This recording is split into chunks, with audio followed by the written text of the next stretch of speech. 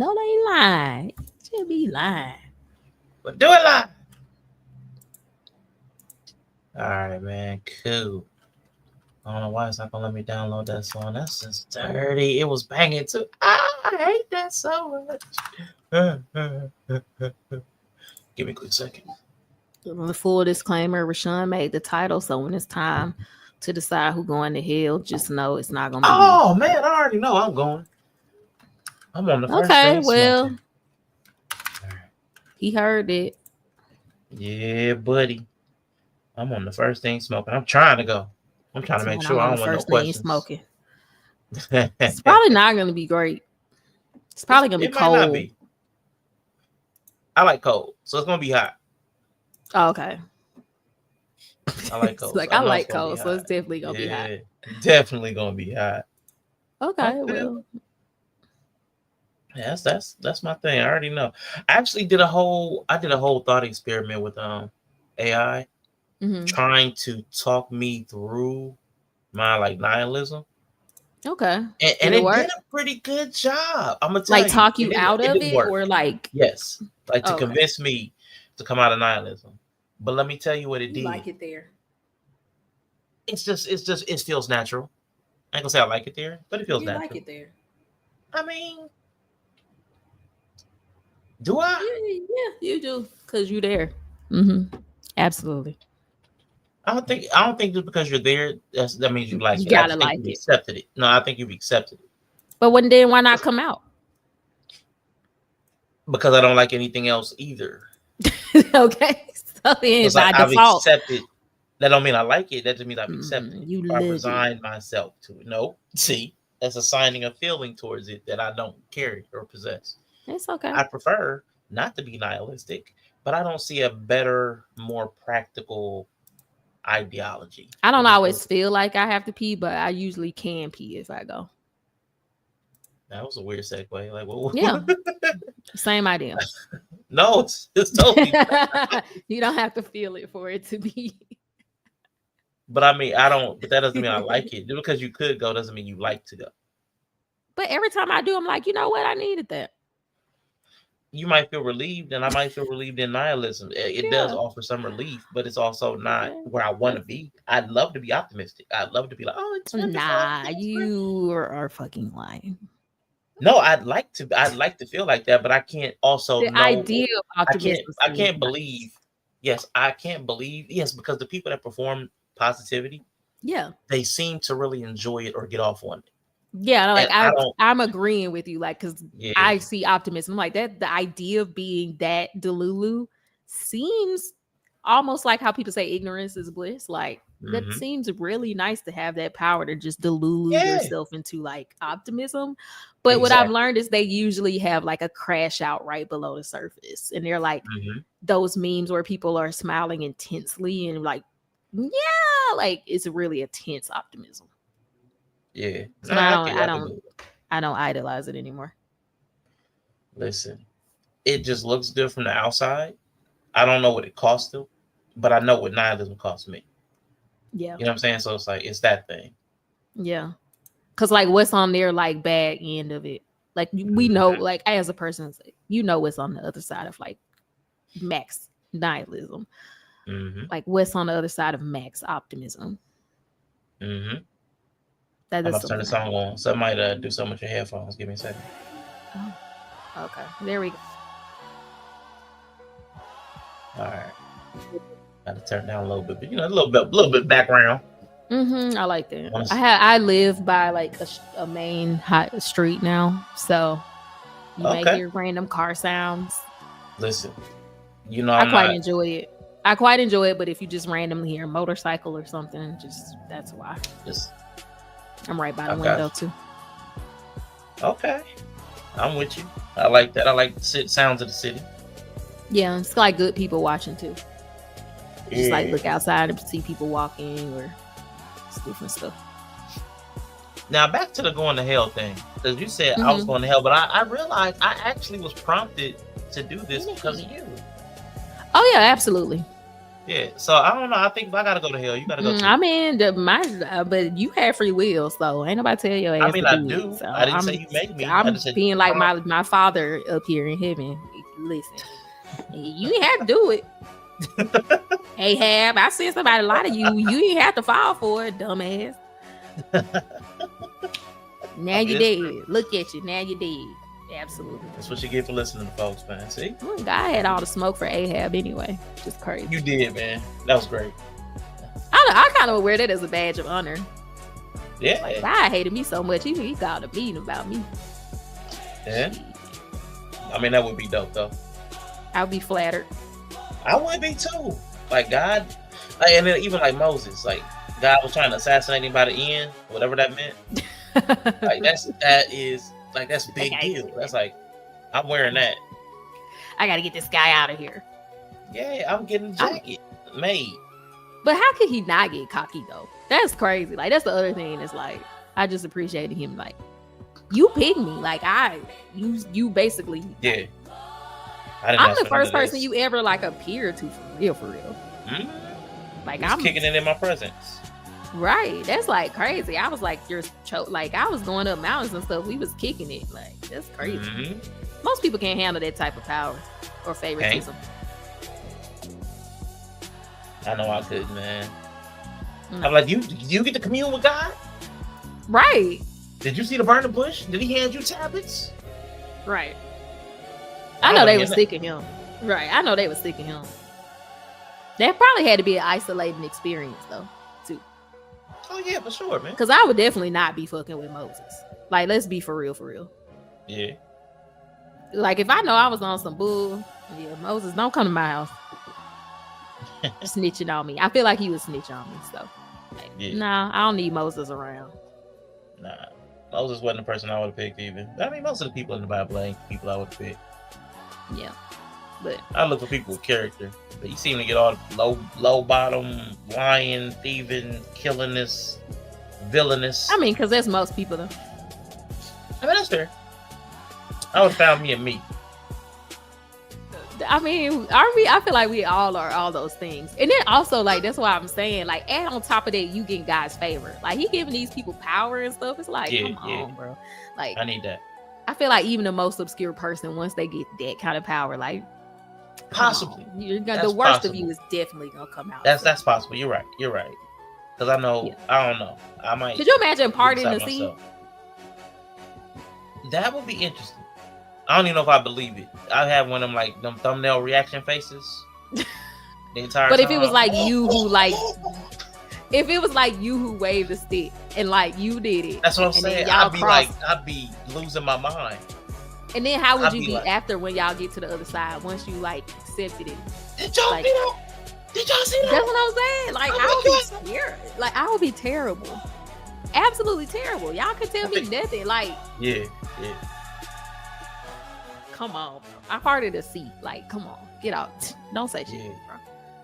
I would have probably been pumped up, but like not even year, like the second month, lost in the wilderness, I would have been humbled, knowing it was no more than a week trip that it should have took.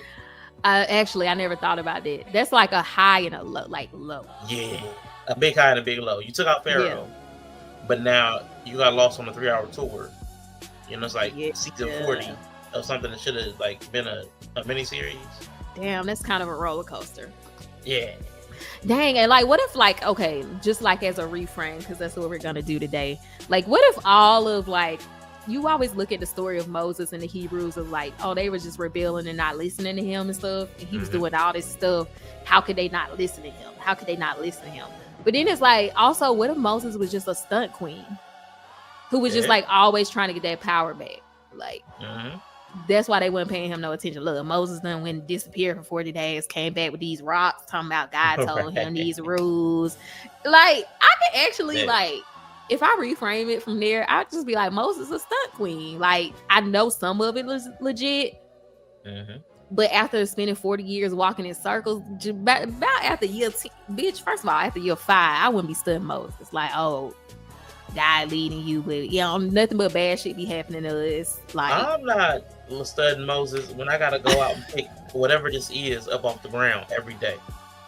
We really just eating some like dew off the ground because we starving so bad. We that down bad, man. Yeah. I could just totally see seeing Moses as a stunt queen though, because like even when he would go up on the mountain, like you got to remember this man was gone for like 40 days. Yeah, he's gone for. Because I feel like back then I'd be like, oh, he's definitely dead. So we definitely got to move on, and then he come back with some rocks, right? That he probably carved because you was like you was gone 40 days, so you was sitting up on the mountain carving into like rocks.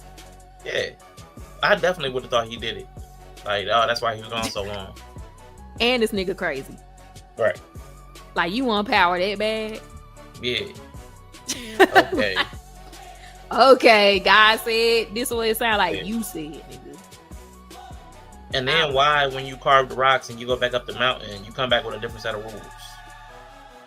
Like, you just keep coming down with more rules. You sound like a control freak. Yeah. And the second set was weird. Like, I didn't even find out till this year that the second set of 10 Commandments was totally weird ones. I was like, oh snap. You mean when he came back with all the laws, or you talking about all? No, he came back with another 10 Commandments, but it's a different 10 Commandments. Because he broke the first ones. Yeah. In a fit of rage. Yeah. So he be raging out. Like, you really raging out. Like, if God really gave you that, I feel like you should get in trouble for breaking them though. Should. Which means you probably made them. You just mad. We moved on because you was gone for 40 days. The fuck? Like, I don't know. I never thought about it, but I'm like, yeah, I definitely would have clocked him as a stunt queen.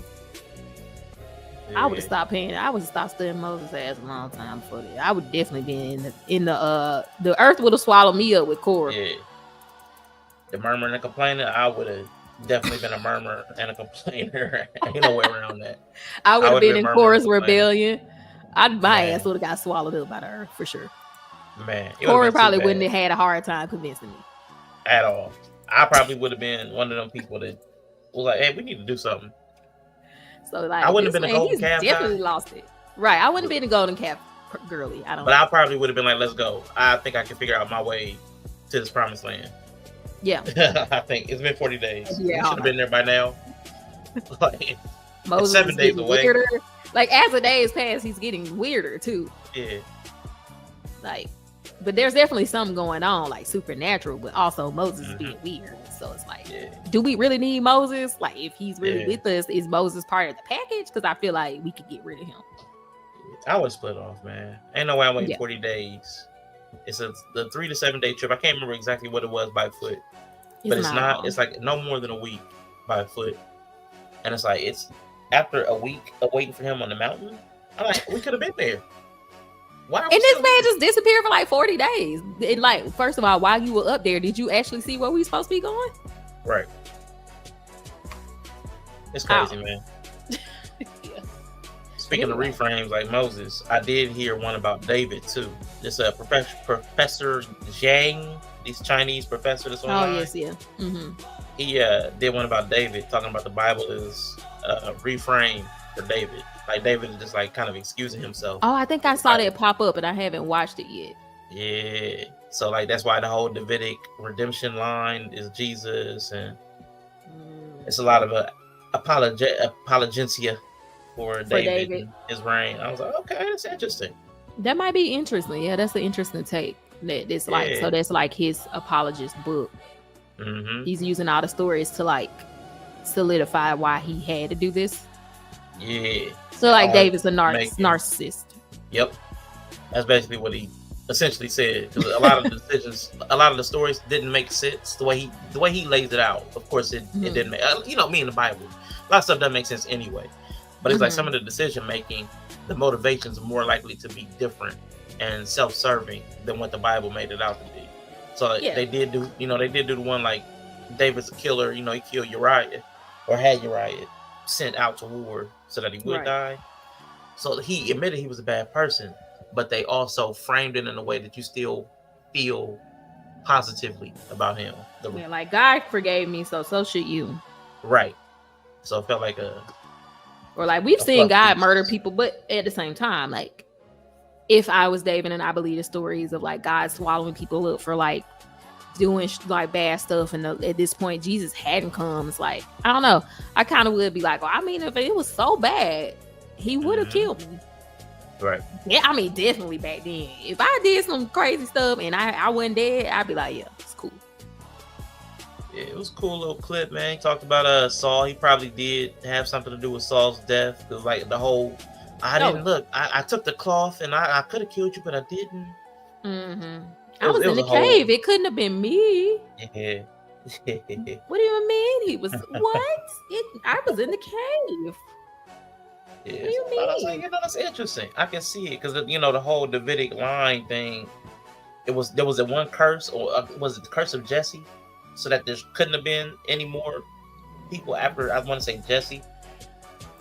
I think it was like David, Obed, Jesse. But there was a curse somewhere in the Old Testament where there should not have been any more on that line. But then all of a sudden they did this mathematic thing through the woman's line or Mary's line, so that the Davidic line is fulfilled through Jesus. And I was like, hey man, that David must have been that defies bitch. the curse. David was that bitch. David was that girl. Real well, I still take to some degree, if he was that, influential, then to some degree, maybe he was who he thought he was. Yeah. That's the kind of like where I tell people like, oh, I don't believe Jesus is who he said he was. Well, he might not be who he said he was or who he say he is, but he was that girl. Yeah. Because he changed time. Yeah. Literally. Rewrote history. So whether you think he is who he say he is, or who we say he is, or who they say he is, he's somebody. So, I mean, you can't deny it. Nah, that's real. One way or the other, man. The books is written, and he's looked upon favorably. Him and his son, who both did a lot of stuff that was anti-biblical or anti-God at the time. Right, and also like seeing how humans are. People definitely be forgetting people. Like people definitely move on, and it don't take a long time. So it's like he been lingering this long. Yeah, he been lingering in the Kool-Aid this far. Yeah, that's something. Yeah. Because it don't take nothing to write a narrative now. Nah. Or for people to forget after time. Like, there's probably so many folklores and myths that have died out. Oh, yeah. This one seems to not want to die. So, you got that stuff enshrined. That's what I'm saying. It's locked in on so many levels. So, yeah. Say what you want. So, you did a good job with that. If that's the case, if it is indeed a reframe of a terrible guy, then... Man, he did it. He won. He did it. So about he did it. Master level. So what is speaking of reframe? What is this reframe? Okay. Of the Redpill. Yes. So you said, "Please do God is an incel." I believe you said something like that. Please do God is an incel. I can't really call God an incel. No, right? Because there's no. I did think about it. There's no right. Okay. Yeah, but Jesus. We know he was celibate. Based upon the text and what we believe of the text, Jesus was celibate. So he could be an incel. And it had to be involuntary because he had a mission to complete. Like he didn't. Yeah, it was involuntary. Right. But even if it wasn't from like pure repulsion. Yeah. Yeah. It wasn't because the women rejected him. It was because God made him so that he wasn't supposed to be doing any of that stuff. Yeah. So he is an involuntary celibate. I was like, okay. Okay, we got something there. We're on to something. But then I was like, the more I thought about it, the more I was like, you know what? So let me go through. I'm going to go through point by point, and you can push back, okay? So the first red pill point, virgin birth. Now, this is the literary cleaning up of the mother womb that red pill dudes have, making her a virgin, which is, we know it's a known red pill fixation. So that's also Jesus being fatherless, which we always got that stat. 80% of black children are growing up in motherland homes because the fathers ain't around. So he's about his invisible father's business, which is him trying to reclaim a masculinity that he's never seen, which we see today in traditionalism. And then also the way they looked at Joseph, stepdaddy shaming. You should be a stepdaddy. Not stepdaddy. Yeah, that's true. Okay. Okay. What up, Yella? Nope. He said y'all wilding with this topic. What up, bro? Okay. Good to see you. You should have put that thumbnail that you sent to me up. I did. Oh, I saw a different thumbnail. Uh-oh. It was the one where we're like basketball players. Oh, the thumbnail didn't go? It might have been the wrong one, but yeah, that's why I was laughing when I saw that. StreamYard must not have loaded it. Give me a second. Yeah, actually, I'll be right back. Yeah, you do that. I'm gonna fix this thumbnail while you are doing whatever you're doing. Shout out to you, Yella, man. Hopefully it is going good. Let me make sure. Because I know I put it in StreamYard, but maybe I didn't do something right. Ooh, the cost of social media. What is that? Let me see. Where's my YouTube studio? I wonder why StreamYard didn't sit in the thumbnail through. Let's see. Content. Oh, I got a warning. Oh, I got a warning. I got my YouTube creator set a dashboard. I got a warning on something. Why is there no thumbnail? That's peculiar. Upload thumbnail. That is peculiar. Huh. That is crazy. Alright, save. Okay, I'm back. Yeah, I'm not sure. I guess the thumbnail did not go through from StreamYard, so I'm adding it in Studio, so it'll be there. Oh, okay. Not sure why. Oh, is it like not allowed? I'm not sure. That's strange. But I certainly. Oh, it's on there now. Yeah. Yeah, I just added it. I went through Studio. Okay. Okay. Right.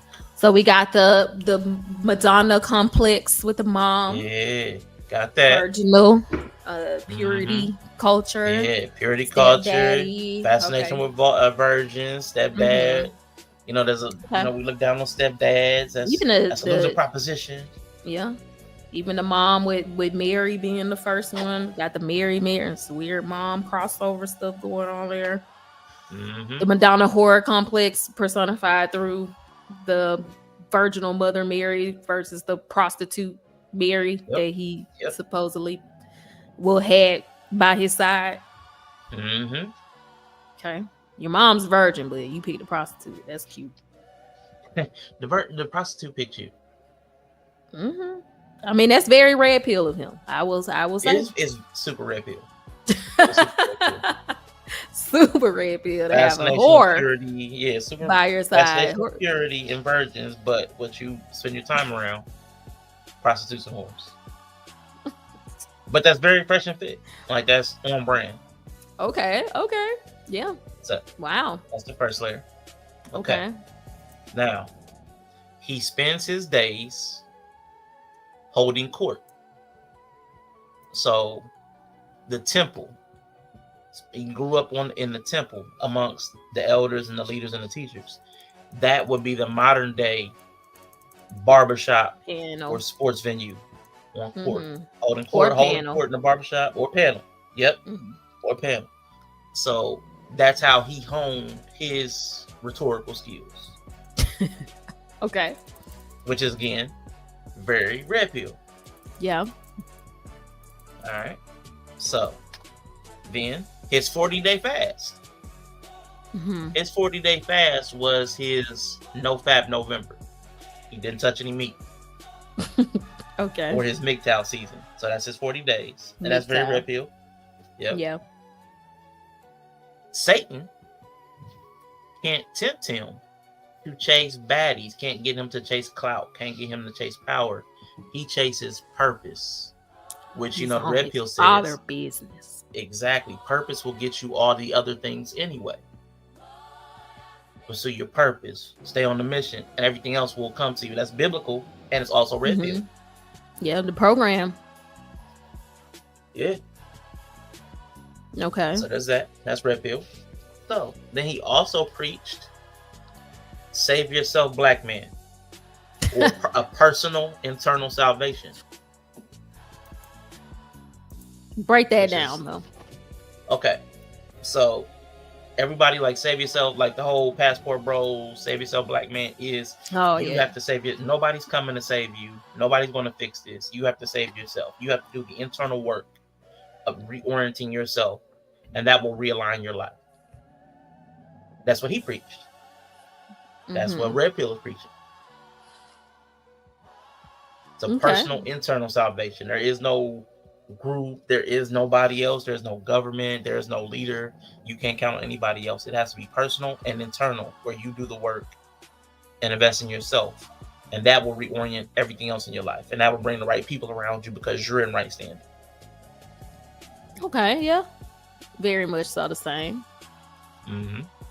Okay, all right. So he also taught discipline, restraint, and the mission had to be greater than even the call to have a family. He didn't believe in marriage and that it was useful, except for those that were already weak in the flesh. Yeah. Okay. And that's very red pill. Okay. All right. So he traveled with a group of men, displaced men, and one pick-me.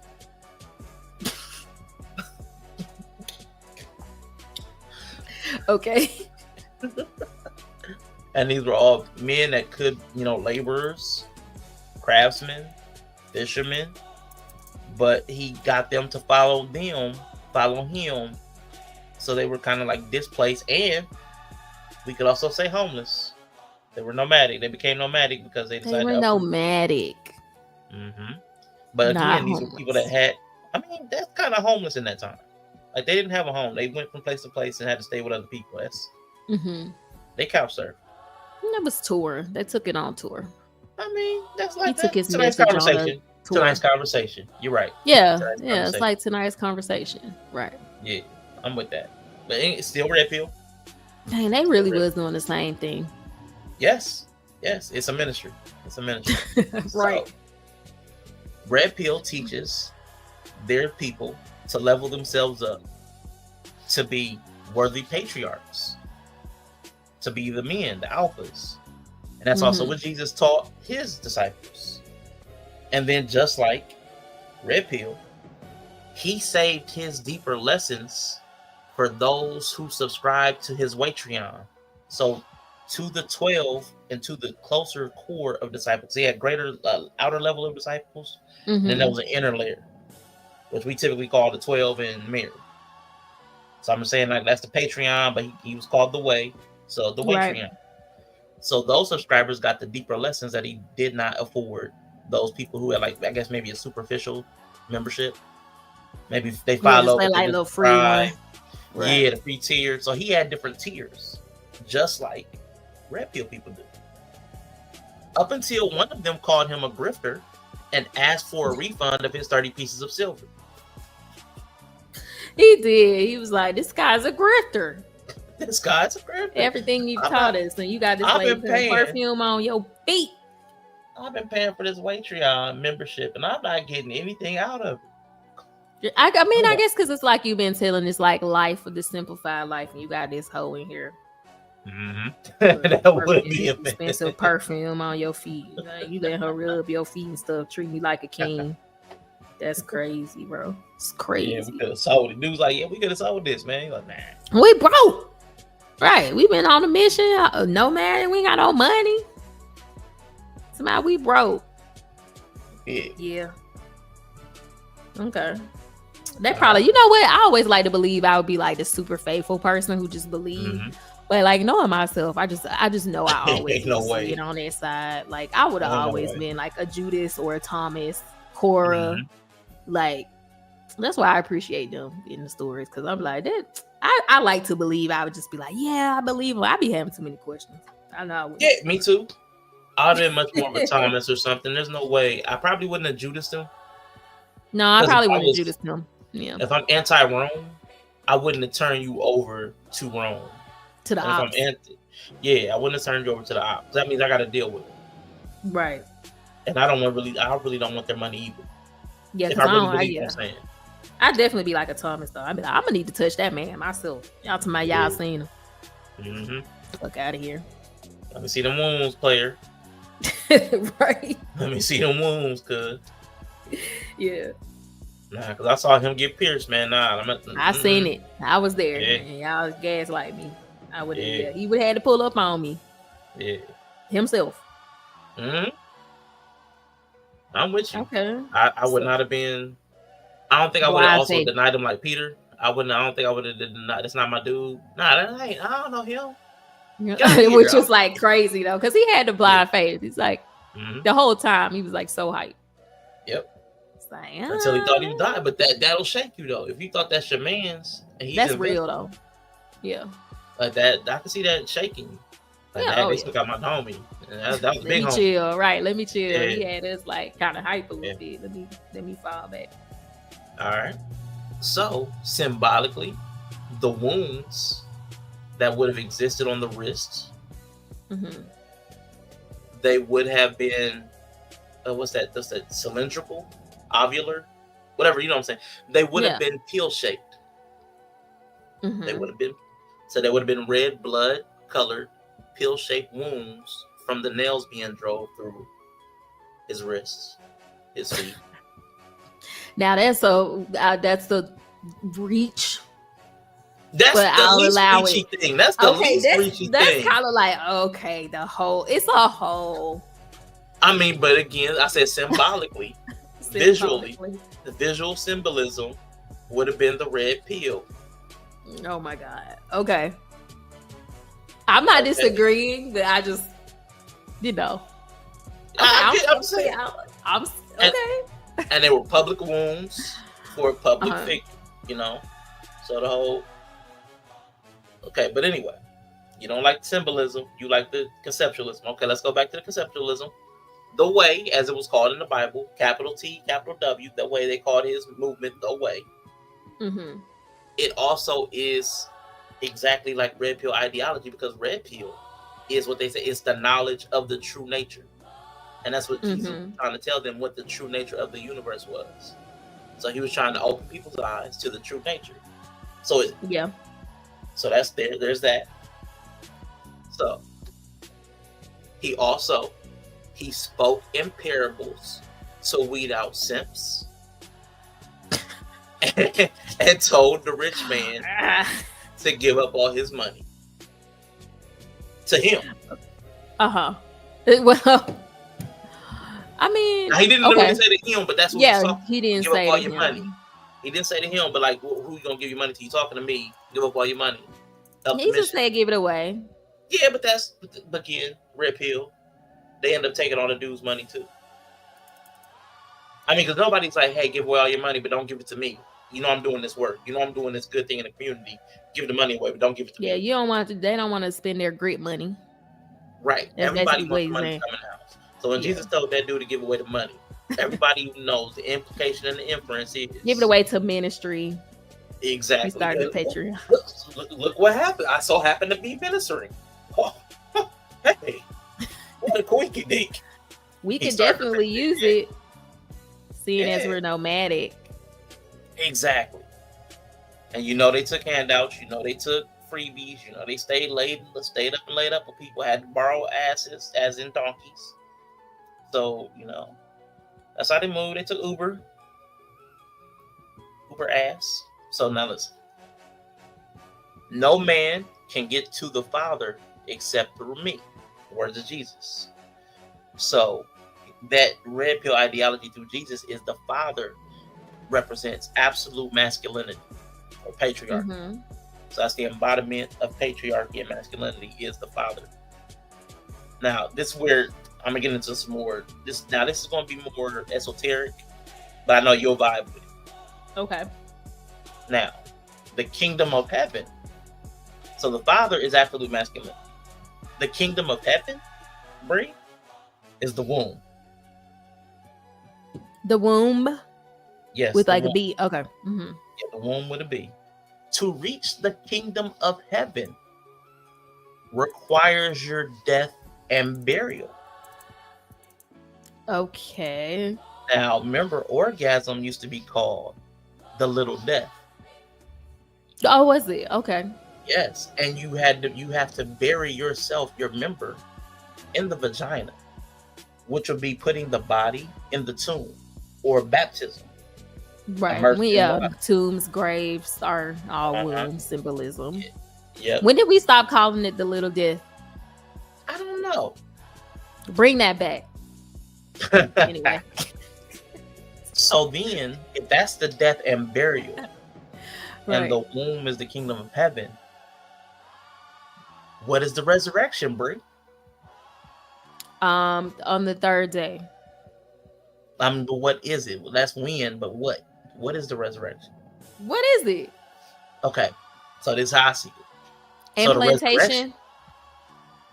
Nope. See, the resurrection, there's two versions of becoming a new creature in Christ. After you've been after you die to self, you've been buried, you're resurrected in two ways, because the womb is the kingdom of God. The child is one resurrection. That's one. Right, that's what I was thinking. New version of you. Because sperm only lives for 3 days. Okay. So okay. I like. Now the third day, you gotta have implanted into the egg. Okay. I like that. See, I didn't even know. I ain't even know it. But then there's a second version that's more personal. See, the guy, he gets post-nut clarity. So you have your mind renewed, which is another resurrection. So after you've died, because you've been buried, you're resurrected, a new creature.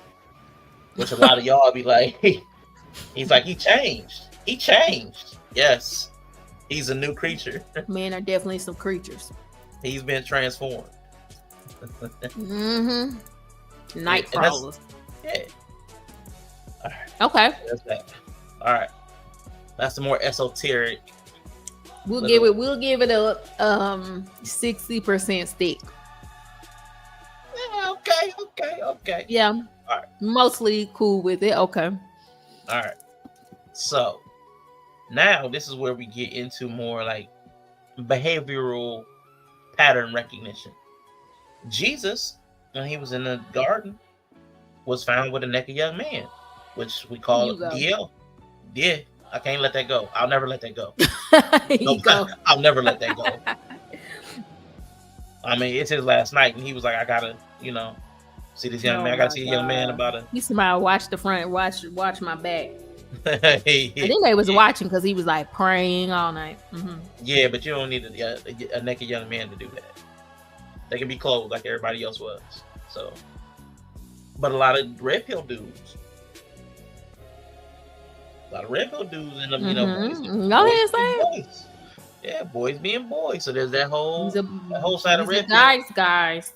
Yeah. What the guy who what's his name? Omari Hart. What he say? Oh yeah. He like to inject himself in the lives of men. He likes to inject himself into the life of men. Yeah, he likes to love men. It was so loaded. I was like, wrong. Definitely was loaded. He needs to unload clearly in that moment. Yeah. He was thinking So about his need. There's a lot of homoerotic stuff that goes on with the guys, but that Jesus it's being just like Jonathan and David. Yeah. Exactly. A lot of homo stuff, and that be going through red pill too. Be going on through red pill. So that is what happens right before you have to abandon your platform. Okay. They get chased out of town. Right before they get taken out. Right crucified. When they find out the DL stuff, when they find out the gay stuff, that's the last thing before you disappear from public eye, because you got to be crucified publicly though first. Yeah, that's you don't get to just disappear. That's what happened too. All his dude bros turn on him in various degrees. Now the red pill, they always fall out, but then they run the same messages that they got from the first person. So just like they do on the panels, there'll be 12 dudes. They'll have a fallout. And then they each go their own way. But then they'll all go back to the same messaging because they saw it was profitable. It's like the struggle Kevin. Kevin died.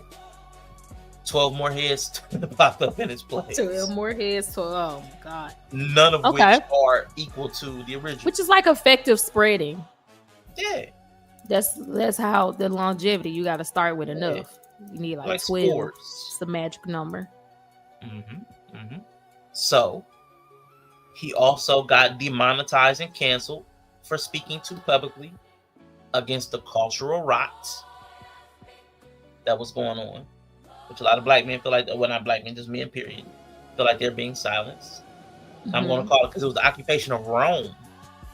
That is why I'm just stretching it for no good reason. But now we're under the occupation of Wom in W-O-M. Oh my God. We are not Rome. I mean, you know, decadent, right, expansive, never enough, doing too much. They're just uncivilized barbarians. Right. Hedonistic. Yeah. Y'all need to get whipped into order. That's all Rome was trying to do.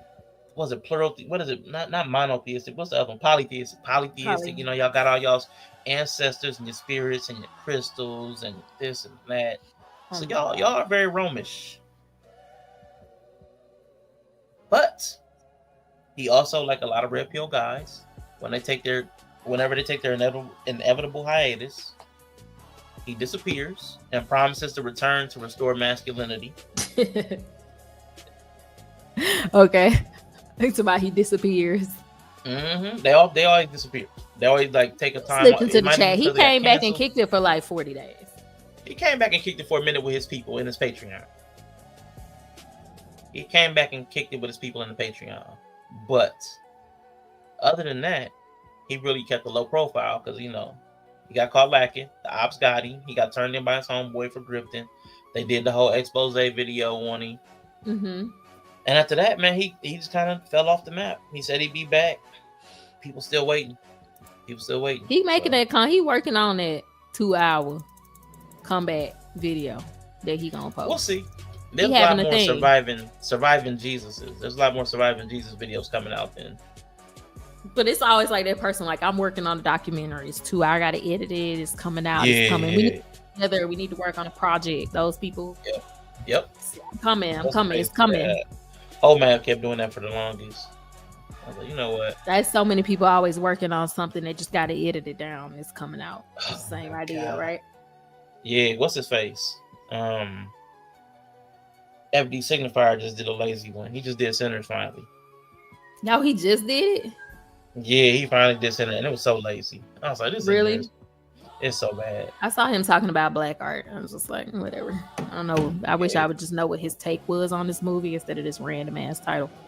He doesn't really have a take of his own. His larger take is he thinks black people end up towing a line between commercial viability and authenticity. And he doesn't take a strong stance on what that means. Okay. But he just feels like Ryan Coogler is the new version of that, where it was people like the Super Bowl with Kendrick, where there's a lot of symbolism, but it's not meaty enough to be real for revolutionaries, but it's commercial enough that white people don't get antsy. Oh my God. Yeah, so that's his big overall take. Okay. Yeah. He thought the movie was good, but not great, and he didn't really have a real useful take or anything to add to the conversation. I was like, you gotta be kidding me. It's almost like one of those people who like, oh, I'm not gonna have a conversation with you if it's no purpose. It's like, well, we could just have a conversation. Yeah. Boy, they'd be like, so for what? For what? It's like that with the movie. Like, what's the point? Like, it's entertaining. But he got me what he actually said. He said something to the opposite though. He said something like, there was nothing important enough about this movie to have a conversation about. And I was like, that was interesting. I mean, if you look at all black media has to be a commentary on or a contribution towards the revolution, then no, there's nothing to talk about related to this movie. No. Yeah. You know what I mean? It's like, well, all black art needs to be to the point of freedom, liberation, revolution. Exactly. And no, there's absolutely nothing to talk about this movie in relation to that. But there is a lot to talk about with the movie. Yeah, exactly.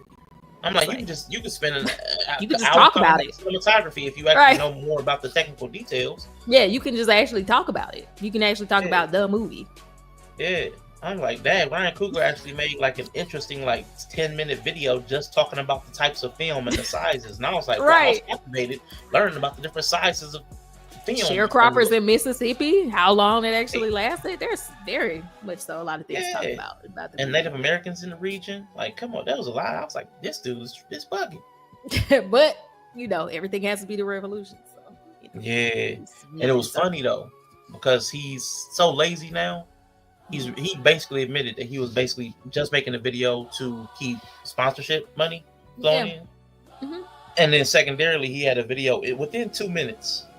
There's a picture. He's talking about a guy whose name I can't remember, but they show a picture of Paul Robeson. But because you're not black enough and you're not hip hop enough, he didn't even notice that it was the wrong guy. Mr. Pro-Black revolutionary didn't even know the difference between Paul Robeson and the guy he's talking about. He's only looking for revolutions, okay? All that other black stuff, he's not interested in. He kind of not wrong. You know what? He is wrong. I mean, but that's the lens, right? Like if blackness is a revolution, it has to be revolutionary or it's irrelevant. And yeah, he not gonna catch a lot of stuff. You know what I mean? Like it's like his frame is making him not see all the other stuff. But so, you also can't be so pro-black that you don't recognize Paul Robeson when you're talking about somebody else. And it's 2 minutes into your video, and you went through a whole complicated process getting your video monetized because you don't copyrights. You can't tell me you didn't look at the first 2 minutes of your video to know that you had the wrong guy in the beginning of your video. You might have somebody else working on it. He probably got somebody else working on it. But you need to edit. You need to look at your own product before you put it out, Mr. Pro-Black. He definitely got somebody editing for him. Yeah, he do. And that person's they had credits like the biller is the person, but it's like you can if you're that lazy, you're not even gonna look at your video. But it's the first 2 minutes. You ain't even look through the whole intro to see if it was popping. Like, yeah, I like that. Like, come on, man. I was offended. Yeah, I don't really vibe with his content like that for real. But I can understand why somebody like him would not find sinners interesting. You know what I mean? Because it's not a commentary on modern day revolution. It's not solving anything. Mm-hmm. Yeah. You know what I mean? It's just a story. It's just a story. But that is deeply ingrained in like black culture. It's just a story. Yep. Like a short story. That's all it is. It's literally a short story. So yeah, it's not deep enough for him, I think, to be relevant. Then he has somebody on there who's another pro-black, but he's like a capitalism will not save you person. Mm-hmm. He said something stupid too. It was just a lazy take video, and it bothered me on that level. Like, come on, man, y'all gotta be. I want to look up what he said because it was more offensive than what FD said. FD was just phoning it in because he needed sponsorship money. Which I he's on the hamster wheel now, so he got to keep cranking out the content. Yeah, it's not all passion projects anymore. It's just like he on the wheel. But yes, back to this. I don't know how we got on him, but yes, I can't remember even. Yes, but Jesus being an incel. I have one person question, but I want to make sure you got your points. Hold up real quick. I can't get this video to pause. All right, if I can hear you now, what's up? Okay, so is it righteous to be on the red pill path then, if that is the case? Or is that it, or is this line of like ministry a side effect of the clashing of energies preceding the change of regime? That felt like a string of words that didn't make sense, but that's how it came out in my mind. Sense. Yeah, it made sense energetically, but like the first part made perfect sense. The second part is this like is this reaction of men a normal side effect of a regime change coming, like the fall of an old way with the rise of a new way? You know what I mean? That's like quite possible. Yeah, I think that's likely. Yeah, because you had the clash of like Rome is like at the time what Jerusalem was. They were clashing real hard. So the men were already kind of getting radicalized. We remember there was the other Jesus or Barabbas or whatever, how we say his name. We had the radicals, like the radicalization of men had happened already outside of Jesus, like whole thing. So is this just a side effect? Is this like the archetype of man that only comes from a certain mix, or power struggle? Yeah. The radicalized violent versus the bring back righteous manhood kind of thing? Is this just the two archetypes that come out of that? I'd have to look at more history, but that makes sense. Like I mean, because it's the feeling of oppression. I mean, because the red pill is the feeling of oppression by feminism ideology that like has, I guess, corrupted systems. It's become like systemic. So systemic feminism feels like the Rome of our day. So the rebellion was that. Not that's also why the men had, I guess, like internal strife, even amongst themselves and even Jesus. Yeah, they couldn't even decide. Violent overthrow. They're like, no, we're gonna have to be violent. We're gonna have to January 6th it. So we're gonna have to right. Yeah, but they're like, but he's like, no, this has to be an internal thing. Like this is within you. Like the struggle's in you. Yeah. You transform you, the system, whatever system you're in doesn't matter because you're you'll walk in your authority. This is like his whole thing. Like you have an authority. If everybody did the same, we wouldn't be having these power struggles anyway. I can believe he was a powerful red pill man based on how women try to retcon and stance about their actions. I mean, I like you. Yes, it just seems like a response to the clashing of things. Because like even right now, even outside of, I mean, for black men, it's probably feminism. I think that's a more particularly black thing. One, but I know the white men are fighting the wokeism versus, in the the racial identity versus wokeism thing. So it's like that's their version of it. So yeah, it just feels like what comes out of a clash of a regime change or the tide turning to a different way. The last bastion is always these two, and one of them will survive, which I think is the one that like the Jesus archetype that's like it's in yourself. I think they can survive the change. The violent ones just have to go down in a blaze of glory. Yeah, swinging. So okay, so then I don't like the idea that the red pill movement is like as impactful. Yeah, as impactful as Jesus' message was. Yeah, but I think that's also because I guess the second part of that is if you have a Jesus model, then you also have like a satanic model. You have an inversion. Yeah. So within the same thing, you're going to have the real and the counterfeit, or the wheat and the tare. So while the truth would be that you're going to have to do the internal work to become righteous within yourself, no matter what state, like the base or bound, no matter what state you find yourself in, you have to be whole within yourself and be able to hold frame. That's the true red pill. But then there's also the grifter red pill. There's also, the fresh and fits who give you enough of that to make it sound like, we tell men to improve themselves, but we don't get any views. So they like to see us argue with women, so we do that. That would be the tare. Right. So that would be the satanic or the inversion. Using so it to both get exist rich in the same space. Right. Yeah. So the principles aren't about wholeness or seeing the truth. It's about seeing the truth that I can profit from. So who had the most pure out of all the messages? We're too far in to know who the original pure message one was. Maybe we're dealing with a bunch of Simon the magicians at this point. Probably. What have you heard anybody who you think has the more pure version of it? No, nothing stands out because most people, like we was talking about with Moses, most people, once they get a taste of the power, once they seen the top of the mountain, everybody kind of shifts, even if they might have had good intentions in the beginning. The power corrupted them already.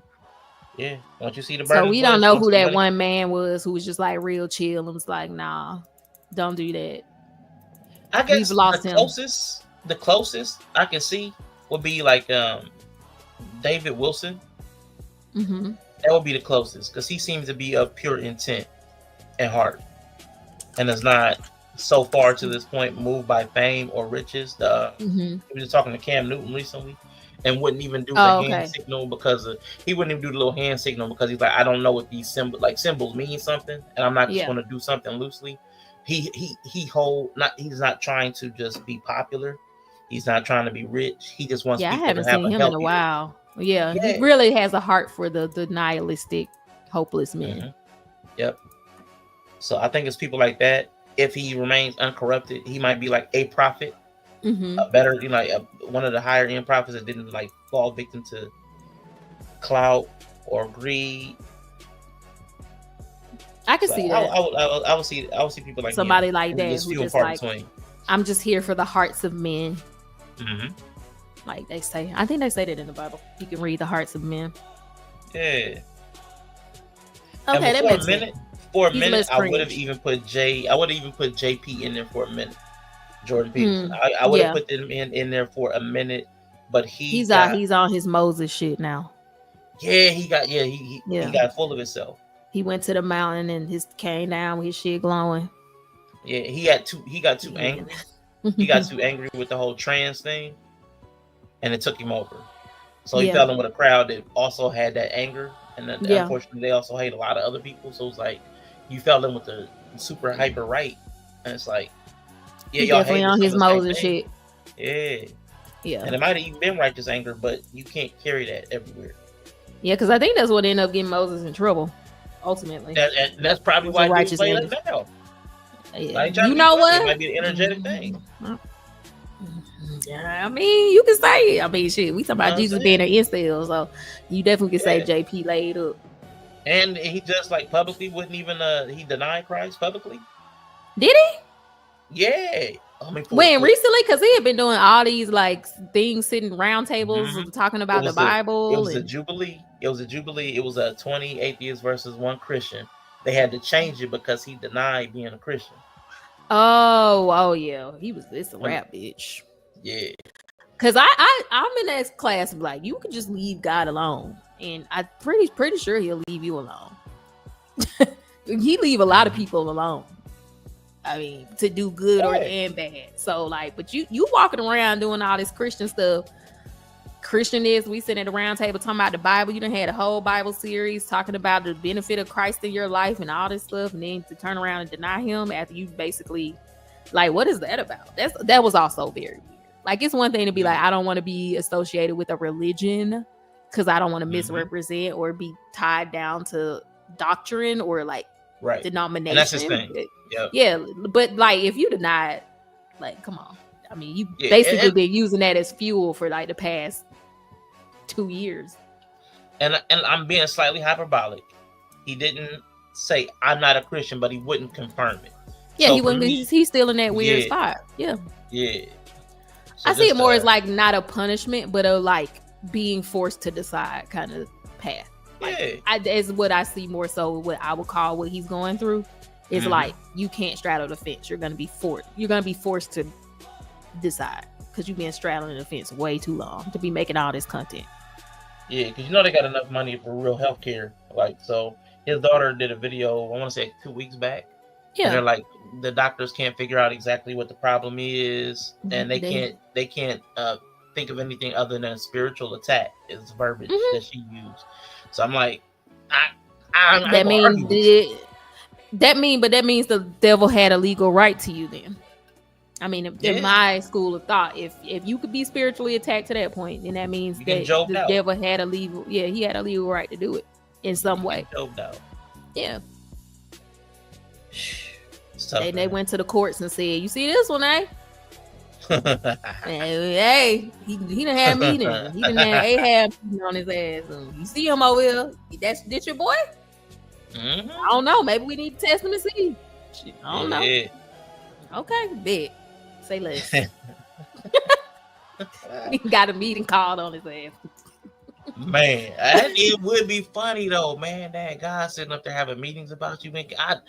I don't know if I want, because it's like when you like get online and like you see that your name is trending or like you're on somebody's thumbnail, like that would be like it puts you in a weird mental space. So imagine like on a God level, like him and the council of beings are up there just like, Bree. What we gonna do with this one? But it's like, luckily, the nice part about it is like if you're nobody and you stay humble and obscure, you probably not gonna have a meeting called on you. But if you're like big enough to like actually sway the people and influence them, I think you probably will have a meeting called on you. Start coming across the desk, man. Little files split across the desk, like, hey, we got one. 12 million followers. Take a look at them. It's a big deal. Hey, you saved my life. Look, got hundreds of thousands of people saying you saved my life. Come on, can we test? What he on? He got to be tested. I think it's because of the straddling the fence. Man, he's being forced to decide. it's his own personal struggle. He got it, but I feel like it's that time. Like you have, bro, you can't keep like, what is this content? I'm gonna need you to do something else then. Like for real. So this is where he said he not. Yeah, he like where he wouldn't confirm. So I just want to clarify. He didn't say like, no, I'm not a Christian. He just like he's still doing that thing. Yeah, shucking and jiving. Let's go. And of worship again. Let me turn this. Attend to, prioritize, and sacrifice for. Okay, that's it. That's your understanding of worship. Well, I could flesh it out, but that'll do for the time we have. Okay. Do Catholics attend to Mary? Yes. Okay. So do they fit that description of worship? Yes. So you would say Catholics and other people that revere Mary, like the Eastern Orthodox tradition, worship Mary. Well, they might not put her in the highest place. But you would put it that way. No. You just said it. Now you're taking it back. There's still a hierarchy. Okay, there's a hierarchy, but within there's something at the top. All right, you can worship things Mary below. is quite a ways up the hierarchy, but not at the top. Let's go over your definition of worship again. What's your definition of worship? Attend to. Attend to. Prioritize. Do Catholics sacrifice for? What do Catholics attend to? Do they prioritize Mary over all other human beings? No, I didn't say overall, did I? I didn't add that to my definition. You understand? I said there was a hierarchy as well. You attend to. So you can attend to something trivially, or you can attend to it deeply. Okay, now you're adding stuff to the definition, but your original definition. I added the hierarchy part at the beginning. Are you familiar? Just didn't understand it. Are you familiar with the Immaculate Conception? Why is that relevant? Because you go to a Catholic church, don't you? Or you've attended recently. You're interested in Catholicism, aren't you? Sure. All right. Are you familiar with their doctrines? Somewhat. Okay, you're Their familiar. Doctrines are very how do deep. they regard Mary? Why are you asking me that? Because you're a Christian. You say that. I haven't claimed that. Oh, what is this? Is this Christians versus atheists? I don't know. You don't know where you are right now. Don't be a smartass. Well, and I mean either you're a Christian or you're not. I won't talk to you if you're a smartass. Oh, either you're a Christian or you're not. Which one is it? I could be either of them, but I don't have to tell you. You don't have to tell me. I was under the impression I was invited to talk to a Christian. Am I not talking to a Christian? No, you were invited to. I think everyone should look at the title of the. Dang, the first thing out of his mouth was no. Dang, that sucks. Well, he ate him up. I could be either of them, but I don't have to tell you. You don't have to tell me. I was under the impression I was invited to talk to a Christian. Am I not talking to a Christian? No, you were invited to. I think everyone should look at the title of the YouTube channel. You're probably in the wrong YouTube video. You're really quite something, you are. Aren't I? But you're really quite nothing. Right? You're not a Christian. Okay, I'm done with him. He ate him. He did. He ate him up. He did. But that's where it'll get you to be nowhere. Like he like to take no position. Yeah. To take no position. He had him like, and then the other thing is like, why was he so resistant to in that moment being like, yeah, maybe I am. It's what I'm interested in. He couldn't give him anything. He's like, you can agree about anything. Okay, do you agree about Catholics? Right. Prioritize Mary.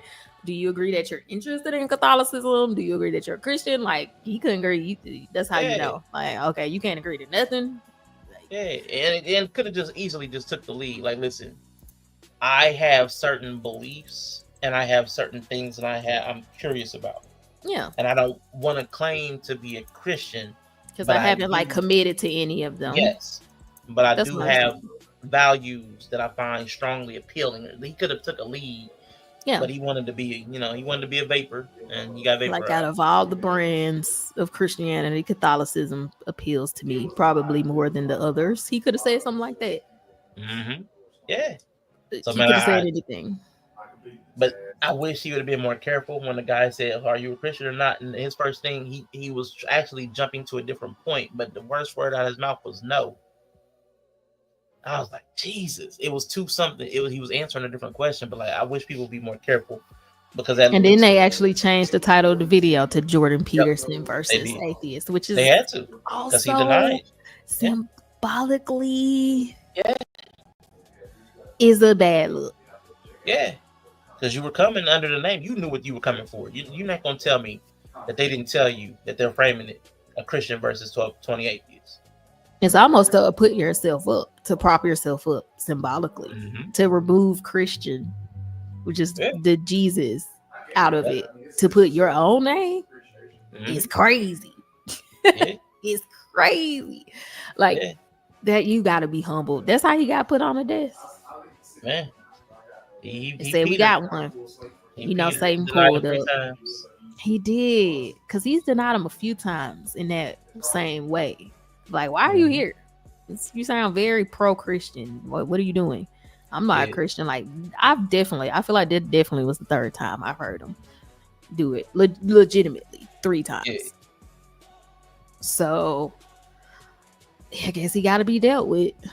Yeah. So, I mean, I don't want JP to be taken off this globe, but it's his lot to walk that path. I'm like, man. Because it's dangerous, I guess, if you're like to the extent of the God net profit, the God bottom line. You can't have this man out here doing all this content and like, because now it's like, what are you doing? Like, maybe he's a reluctant prophet or something. Some kind of reluctant prophet archetype. But we saw even with like a Jonah, you see everything Jonah had to go through though because of his reluctancy. So that's kind of like the vibe it's given, like a reluctant prophet being forced along. So that's what this feels like, as far as everything he's going through. Is like a lot of suffering, and then even at the end of the day, after Jonah saved everybody, he just ended up pissed off, sitting like he like found a nice spot to watch them be destroyed, and they didn't get destroyed.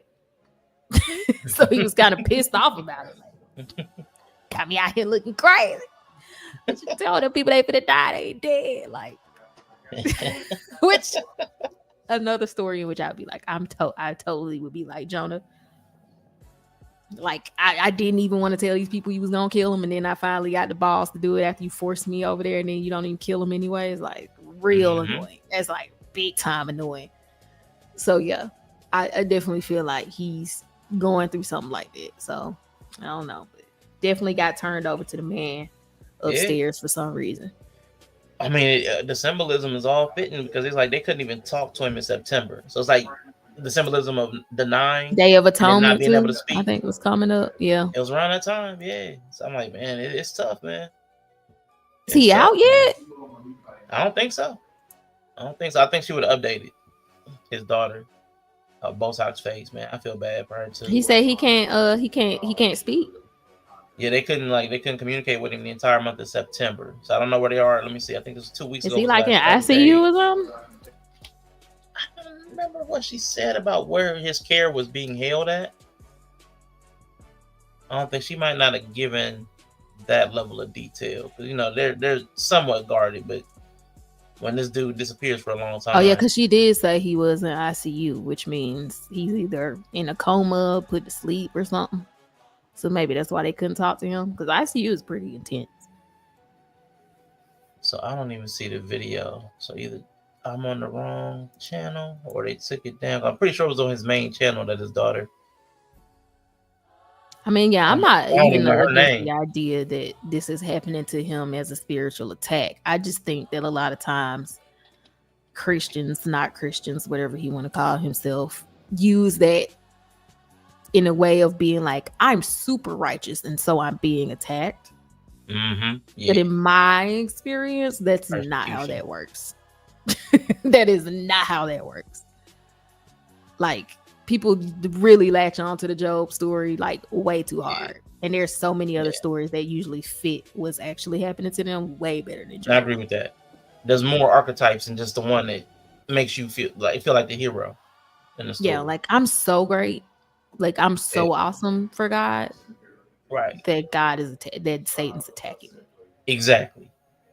Yeah. Or maybe you're being punished by God because you're terrible. Or you gave Satan a legal right to do whatever he wants with you. And God said, yeah, you're right. Actually, according to statute, whatever, he is technically your property and you can do because of this thing. Or there's a season for everything. And it's just your season to go through what everybody goes through. It's just, it can be just so many things. Because there's definitely something to be like, well, legally, if you were in the court of heaven and you were like, okay, well, he's talking a lot about you. But he's not claiming to be one of yours. I mean, what can God legally say? Like, yeah.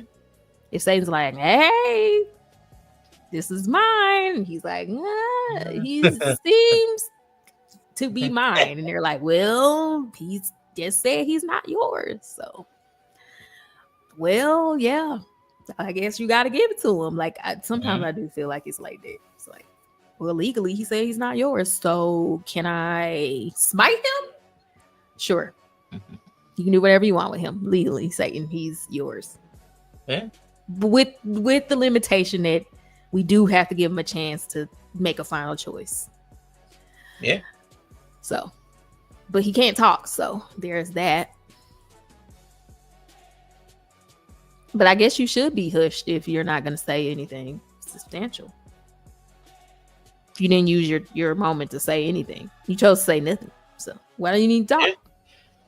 Why do you need to talk? Jesus Christ. It's literally. Oh, golly. I don't want you being my God, man. I'm probably not going to be a good angel to argue for my... I'd be the worst angel. I'd be like, well, yeah. Dang. I'd probably make good deals, though, to keep people from dying. Yeah, it's super sensible. Super sensible. Like, well, yeah. Well, maybe we just smite him to not talk instead of killing him. Yeah, just, make him consider how he's using his voice. Yeah. Or we kill him. It's like that's the option. So, well, okay. This is probably the best deal I could work out for my clients. Like, probably the best plea deal I could work out for him. Yeah, well, let's take him Satan down. Wants to kill him. 40 days. 40 right. days. 40 days. But because Satan's like, well, I can take him. It's like, well, you calm down. So let's just throw him into a coma for 40 days. And then see what he says when he wakes up. And then we'll make a choice. We'll readjourn. I am so curious. Okay, so he had his whole benzo thing in Russia. And now he's being like in this, I guess, vegetative state for at least a month. I would like to know what the post-tribulation Jordan Peterson is going to look like. Because remember, after his benzo thing, he came back with the Two-Face suits. Yeah, I was into the Two-Face suit phase. I loved it. It was the symbolism of the split of his soul. Okay. Yeah. Yep. The split. There was a chasm there. Yep. He was not the same, but he wasn't quite a new. He should come out of the death and resurrection as a new creation in Christ if he so chooses. Yep. Yeah. So what would he look like? His eyebrows got more intense too after the benzo stint. You didn't notice? You said what? His eyebrows got more intense after the benzo stint. Yeah. Well, he's also getting older too. Your eyebrows and ear hair get a little bushier. No, they got super intense. I feel like it was like going like Batman. Like it was very Two-Face, like you said. So which side will he choose, and what would the suits look like?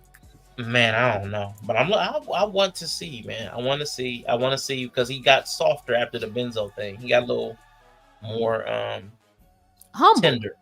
Yeah, humble, tender, all of those things. And I enjoyed seeing that version of him, but he also then got shook and couldn't confirm. Yeah, it definitely was like we definitely saw two sides of him. He was originally this softer. You could see a little bit of the Christness coming out, like the openness to it. But then he definitely went hard the other way. So he definitely was split. So I just think the time has come for him to make a choice. That's interesting.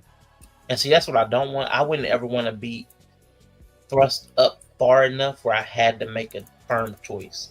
Because although I hate ambiguity in my life, I like being ambiguous myself.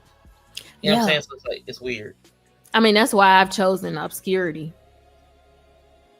Like, even with all the ideas of like, what do you really want to be? I understand like deeply, spiritually, maybe that if I do want to go higher, you have to pick. Yeah. Like after a certain level, you have to pick. And I like I'm a little bit demand avoidant. So that I don't want to have to pick. But it's like you're limited if you don't pick. Yeah. So I don't want to come across the desk either. Nah, I don't want my file getting slid across Kai's desk. Like, you listen. I do not want my file to come across the desk. And if I managed to get my file slid across the desk in obscurity, I was really out here fucking up. I don't know. Man, listen. I'd rather be ignored almost. Like people be like, God doesn't care about us. He ignores us. I was like, I kind of prefer it. Yeah.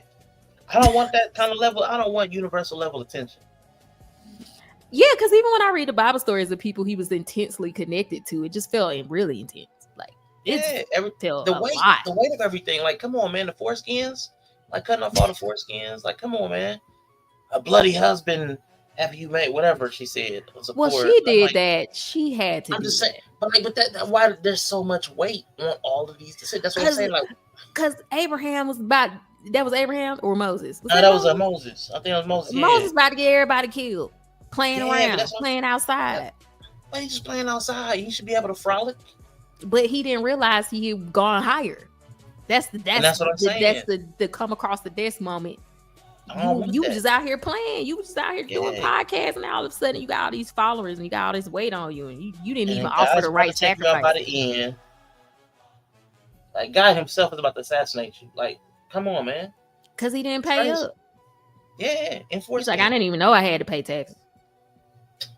I was just outside. I didn't even know I got a bill. I didn't even know I had like. I mean, that's basically what happened.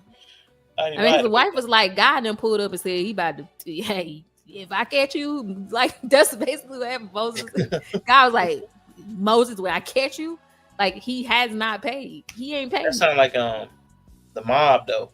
When you ain't paid the bookie. God pulled up on Moses like the mob, like, hey, he owed me. See, with you and your family. What they say? You got a real fine family, Moses. You're ashamed for anything to happen to him. Like, wait, I just like just imagine you like talking to this bush, and now all of a sudden, like, yo, you come home and your wife is like, hey, what are you doing outside? Because these people pulled up on us and said he's gonna murder us all if we don't pay him. Most probably like, what? I was just talking to a bush, bro. Like, he said it was God, but I'm like, maybe I was tripping on mushrooms. I don't know. I didn't think it was a real thing. So I mean. I'm just saying. So I don't know. That's the struggle in the whole thing. Like in to go back to the Jesus being the Incel thing and these men who want to follow him. Like, I don't know. Definitely following this path. Okay, if they follow the Christ path, you're gonna be on the desk. I don't think a lot of these men are ready to be on the desk. No. I don't think that's why so many fall in this up. I mean, I ain't trying to be funny. Kevin Samuels. Mm-hmm. Why do you think the weight is so, like, people like fall catastrophically? Like, the higher you climb, the bigger your fall is. I mean, because they out here like Moses. They don't know what they signing up. I think they just don't know what they're signing up for. But how could you though? You gotta have. Unfortunately, a woman saved Moses. His wife saved him. So. It's something about climb. I don't know. Like, okay, we're just in a spiritual realm and just like having thought experiments with spiritual rules that are at play here. Maybe it's interesting because it's like even Jesus in his incel, you gotta have, for some reason, you have to have a woman. I mean, it's the balance of the nature. Yeah, there for some reason she's like a fail-safe, and I think that's like the bane of their existence. Like this whole like male-centric thing, you still need a woman. So you do. I mean, if Moses didn't have support, he would have died. There isn't any group effort that doesn't thrive off the support of women. Right. It just doesn't happen. So it's the very idea of. So it's the very idea of these men having this calling that is a side effect. But instead of it being Rome, it's women. It's almost like automatically detrimental then. You know what I mean? Like all of those other, like, we're fighting the oppression, like even the white men are like, we're fighting wokeism, you know? Right. Or this. But for the black men specifically, it almost feels like we're fighting women. Which feels like it's a like self-eating thing, like a cannibal thing, because of the fact that even spiritually, you always need a woman, even if it's a very small way. You know what I mean? It's like that can't be your enemy, and you also need them. But that's the problem. That's why a while back I said the relationship thing once I figured it out, that's like the women are the biggest problem. And I don't mean like it doesn't matter who's the biggest fault, but the out of alignment of the women is the biggest problem because the dudes are the same out of alignment that the dudes have always been. Like dudes have always been wayward and destructive throughout the history immemorial. Like time immemorial, dudes have been dudes, perverted, violent. These same problems have plagued humanity. It's not going to change. Right. We could argue degrees, but the activity has been the same. But women's activity has changed. Yeah. So what you could change is what has recently changed. Like, because that's not established as law. Like, that's not built into the system right now. So, like, that's what could be fixed. And the issue with black men is, like, the opposition with women is real. Because I've been setting up streams, and I'm never going to do most of them. But Anton Daniels was right. That the biggest issue for black men isn't white supremacy. Like the most immediate. I'll rework. Yeah, like the most immediate right? threat is black women before it's white supremacy, because that's who would sleep in the bed next to us. It wouldn't be Bill or Bob or Chad. Yeah, I mean, but just fighting your like even biological, like it just feels like a not good battle. It's not a good battle. It's not a good battle for like either party, because we literally need each other. But here's the thing, y'all don't.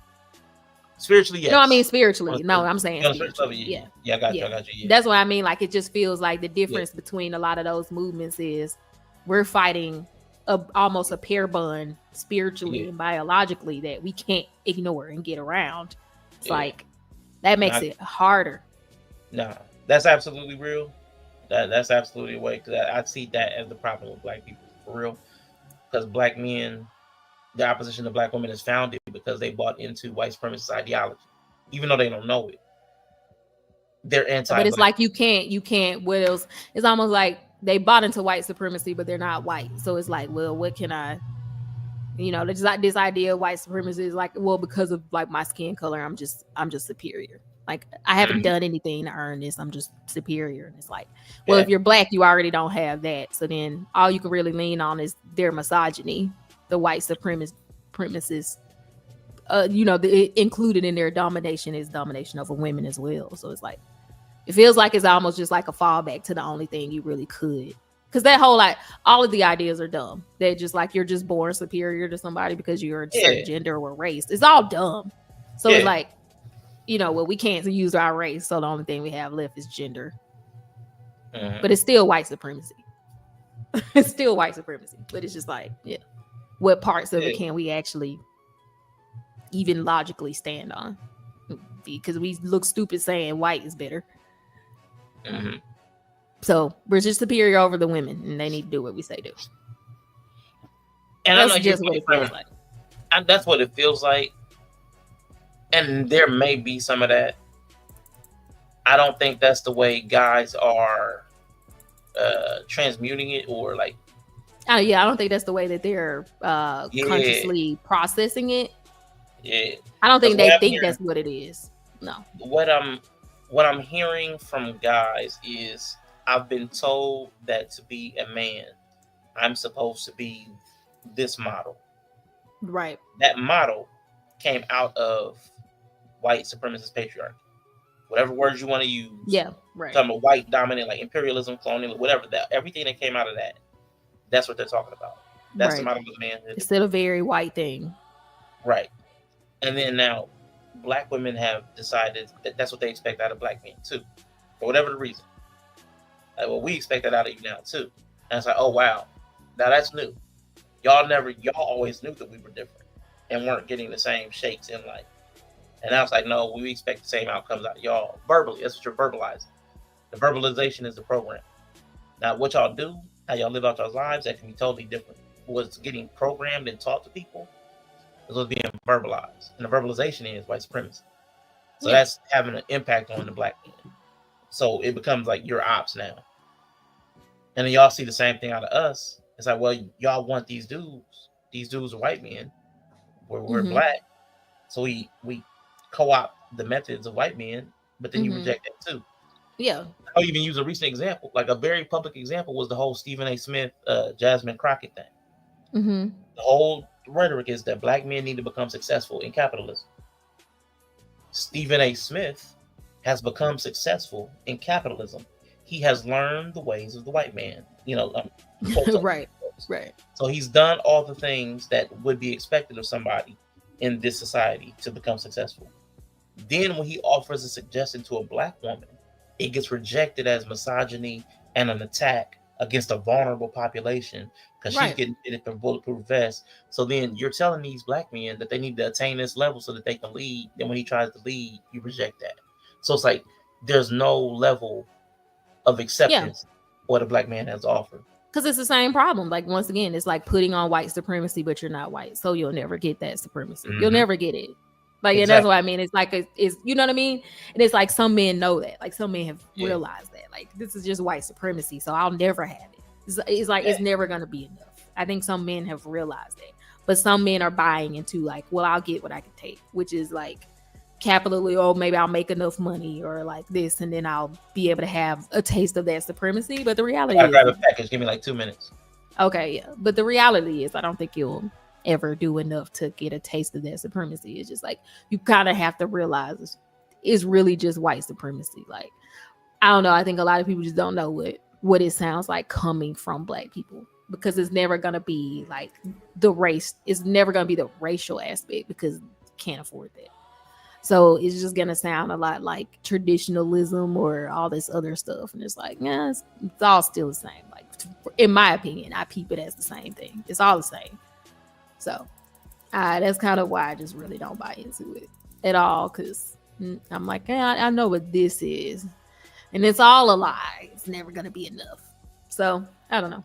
Just don't buy in. It's all a lie. Let's see. He said, yeah. Love-hate relationships, Stockholm Syndrome.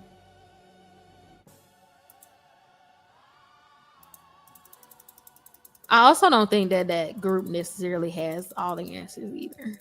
So I can kind of see the need for, like, to go back to the name of the stream, him saying, oh, he's an incel. His message was for men to figure out what it is inside. It's like a inside journey or whatever. I kind of see why that's a good message, though. Like, stop looking outside for like who you need to be, because it's all a part of the system. Like, those outside roles that are handed to you, or those 3 options that are handed to you, aren't really, you can just not buy in, like, period. You don't have to pick a lane. You just don't buy into it. I do feel like there is a strength to that message. And I think that whole idea, like, the kappa is like, oh, you can be a capitalist, or you can be a, like, you know, a ladies' man, or you can be like this. Like, it's like 3 lanes. You really don't actually have to buy into any of those. Right, as a black man, you gotta know that's the thing you'll never obtain, nor should you have to. There's no real benefit. Absolutely. That's kind of how I see it too. Like, you're still buying in. Don't buy in. That's the answer. Like I was just saying while you were gone. I don't know if you can hear me while you were gone, but I was just talking about, like, the devil buy in. Like, what Jesus did is actually the answer. It's like, the devil's like, you got these 3 options. You can become any of these type of men. It's like, actually, I'm not gonna be any of them, because they're all a part of your system. The whole point is, I'm not doing that. So yeah, I'm just gonna pass on all of those. So I think that's the reality. Just be human. Just be human. Yeah. And whoever don't follow that, you just know it's not suitable for you. And that's where men have a hard time. We feel like if we do the right thing, people should be obligated to follow along. Yeah. Well, because all of those things should offer you some power. Yeah. But only because all of those, personal power. Yeah. Right. And it comes at a cost too. Yeah. And it might be loneliness. Loneliness, sacrifice to the system. You gonna end up, I mean, it's all those kind of things. Just do you, don't buy in. But that's the thing, all of those 3 lanes, those 3 options he gave him were different types of power. And it's like, yeah, if you picking a frame that's just guaranteeing you power, maybe some people don't realize that's what they're doing, but it's like, you're picking a frame that's trying to get you power over something. It's either power over a bunch of people, women. It's always a power. Yep. In most of these choices. So where do you want your authority to rest? Yeah, where do you want your authority System, to rest? In the community or in yourself? Yeah. So that's why I'm like, if I hear someone have a whole frame that's about how they can have power over insert random party, then I already know what game they're playing. It don't matter what they think they doing, but it's like, you're still doing the thing. Yeah. So, you're buying in. Whether you can have all these reasons why you don't think you're buying in, but you're buying in. Nah, definitely buy in. Man, and the way black folks talk about power, because we don't understand it, because we don't have it. And the way people talk about money, like this dude said. I was arguing with somebody in the comments. Dude was arguing. I finally gave up because they don't listen. They were saying that the money that Shannon Sharp lost was not generational wealth. Okay. It was somewhere between 20 and 50 million. And he was like, oh, because if that was generational wealth, he would be homeless. I'm like, oh God. Like you can lose generational wealth and still have generational wealth. He had more. Yeah, it's just he had more. He had an overabundance. Yeah, he lost 20 to 50 million. I can't remember the exact number, but that's enough to set up his kids and his kids' kids. Like that's generational wealth. That's cool for that. Like that's a fact. That's okay to stand, and he still has more money and more earning power. People just be saying stuff. Yeah, because they don't we don't understand stuff we don't have a relationship to. A lot of times. It's like why? A lot of us don't have relationships to power or money or anything like that. And it's like, come on, man. Just trying to get in any little iota they can. Yeah. Which is like where I guess, like you said, you fall off to another doctrine. Because the real thing is like how to empower yourself instead of trying to take it from other people to feel it. That's supposed to be the whole thing. But like you said, because we don't have a relationship to it, it's like, I only know I'm powerful if I'm dominating someone else. Yep. And that's what people will say. Like I've been binge watching Love Is Blind breakdowns from therapists. A lot of women ask for that script. Like they ask for that. I would say the Pharisee. They buy it in too. They ask for the Pharisee Sadducee role. Like you need to have all the rules. Like I need to be able to see this on you. You need to be able to do this. This is how a man looks. This is how real man is. And it's like, don't buy in too.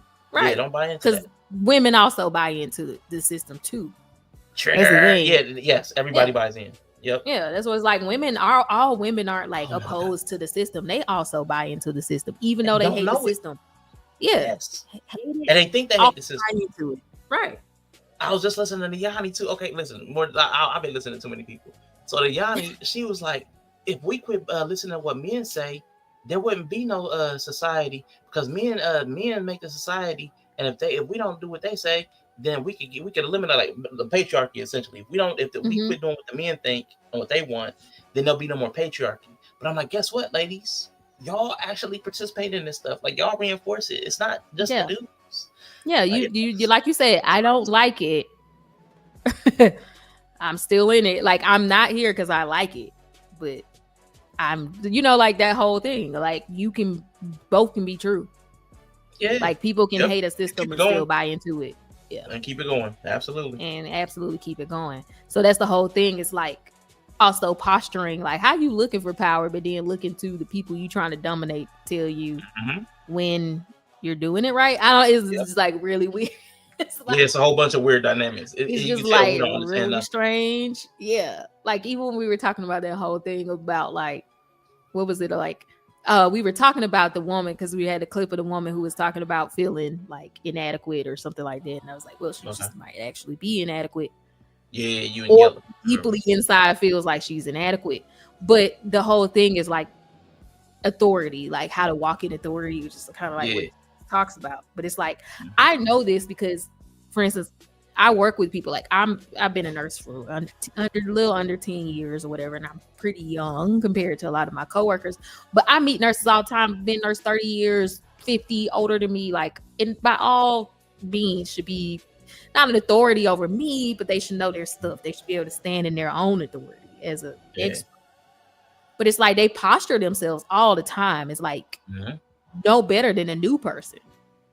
And it's just a phenomenon I'm always interested in. And I see it across different things. Like, how does a person with that much experience, all of the age, time, everything, show up to a place and is like in the same position as a new grad? Like, energetically, they're treated the same. Like, how does that happen, right? Yeah. And I think it's the same idea of like with a lot of these men, like how they are. It's like, how are you feeling? Like, okay, on one hand, I hear you saying this rhetoric of like, I'm a man, I should be the leader, da da da da da. Yep. But in your posturing, you're like still asking everybody what to do. It's like really strange. It's like a strange where's phenomenon. That hold up. I've got the language. I just heard it last night at Bible study. Give me a second. Oh, at Bible study? Okay, come on. Yeah, hold up. Because he was actually talking about Exodus and Moses too. Exodus 33. The cry of the dependent leader. Ah, yes. Okay. I don't know what they said, but that feels okay.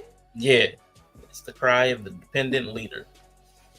Right. Like, you're the leader, but you're still dependent on another. The subordinates almost even, it'd be like the subordinates tell you. Yeah. Which I know there is a relationship between the leader and the people they follow. Yeah, like they follow, but it's almost like, this feels different than that. Like, there is a relationship there. But this doesn't feel like authority. It's almost just like I don't know, like it's inverted. Yeah, it's inverted. Yeah. Yeah, it's very strange. And I know it's posturing. I know it's spiritual or energetic posturing because I've just seen it too many times in different realms play out. So I'm like, and that's something I'm watching. Like, even at work, it's fun to watch. I'm like, how is this happening to her? Like, I just watch it across different people, like encounter this person, and like there's like a disrespect that she gets from people. And she's probably, and like in her own experience of it, she's probably like, I don't know why people act this way towards me. Like, I don't know why people feel annoyed with me and short with me and like rude to me. And it's like, yeah, and I'm just watching like, damn, how is that happening to her? Because she know her shit. Like, I know she know it, but somehow she's reduced to the annoying person who doesn't know anything. The leader should be working to the will of the people. We lost the plot there. Yeah, and this is where I start to blame capitalism. Because somebody like this person, they're going to try to not pay her what her expertise is worth. So then she don't act like it. But she don't act like it because of the other end. They're not getting a greater title. They're not getting a greater position and authority. They're not getting greater money. There's nothing for you to hinge your confidence on. And I would equate this to the man thing too. Because we have now associated manhood with provision. Like, if you don't make so much money, you're not a man. Like, even if the man's, like, if you live in a house, she's the breadwinner. She makes all the money. He doesn't do anything. He should still be able to have the role of the male head. But that would be laughable to most people. Right. But your personal. The way I heard it was there's two heads, and he's always going to be the male head, regardless of what he does. Right. Like, that's his spot. Yeah, that's his place. That's his spot. And but because now the spot is, well, if I have to pay 50-50, you really can't tell me nothing because we're both paying the same thing. Or if I got to pay more than you, I'm going to disrespect you. The energy is now tied to your money. So now because, like, even in the nurse thing, that nurse should be elevated in some position. Head nurse, something that is elevating her where she now has some kind of division energetically. Yes, to back but up. I see how she postures herself. You know what I mean? I think she postures herself weird. I'm asking her why she do that. Why you do that? Well, I'll be asking her like, why does she do that? And a lot of time I do see that it's how she postures herself. It's not even really a money thing. It's like how she comes in, you know? Like, it's. I hear what you're saying. Yeah, I agree with you. Yeah, and it's like a weird thing because I think it's like for her, she feels like it's just cooperation. Mm-hmm. You know, like I feel like she thinks it's cooperative, it's collaborative. Like this is what I should do, right? Like I have a team, I should this, or I should like I should always ask for help. I should I think she has that mindset. Like I should always ask for help. But then it's like, yeah, but at the same time, you're making yourself look like you don't actually know what you're talking about. And But then that's why people start to. But that's what I'm saying about. Yeah, I hear you. What I'm saying though is I agree with what you're saying, 100%. I'm saying that what you're seeing is not because of how she's posturing. She's posturing because of what I was saying.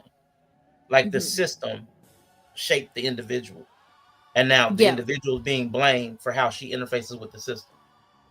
Like, well, you're posturing like this. Well, because the environment has predicated that. Why wouldn't she be collaborative when she doesn't have a greater position? Is she the head? Is she a supervisor? Right. Yeah. Like what other than her expertise makes her above? So if she's getting paid just, I've been here longer, so I might have gotten more raises. There's nothing that other than my personal knowledge, that separates me from the other people. Yeah, and in her case, she's like not a staff person. Like she's a traveler too. And I think that's what like kind of throws people about it. But I think that the more phenomenon is like, I feel like sometimes I expect I just don't know why she is. She's just a strange thing. But I just feel like I even call her Miss, like before I say her name, because she's older than me. I'm from the South. So I always call her Miss. Like I give her like, you're older than me. So there's a respect there. But I just be like, dang, when I hear about people say she acts like a new grad though. I don't know. It's just like you just don't know nothing.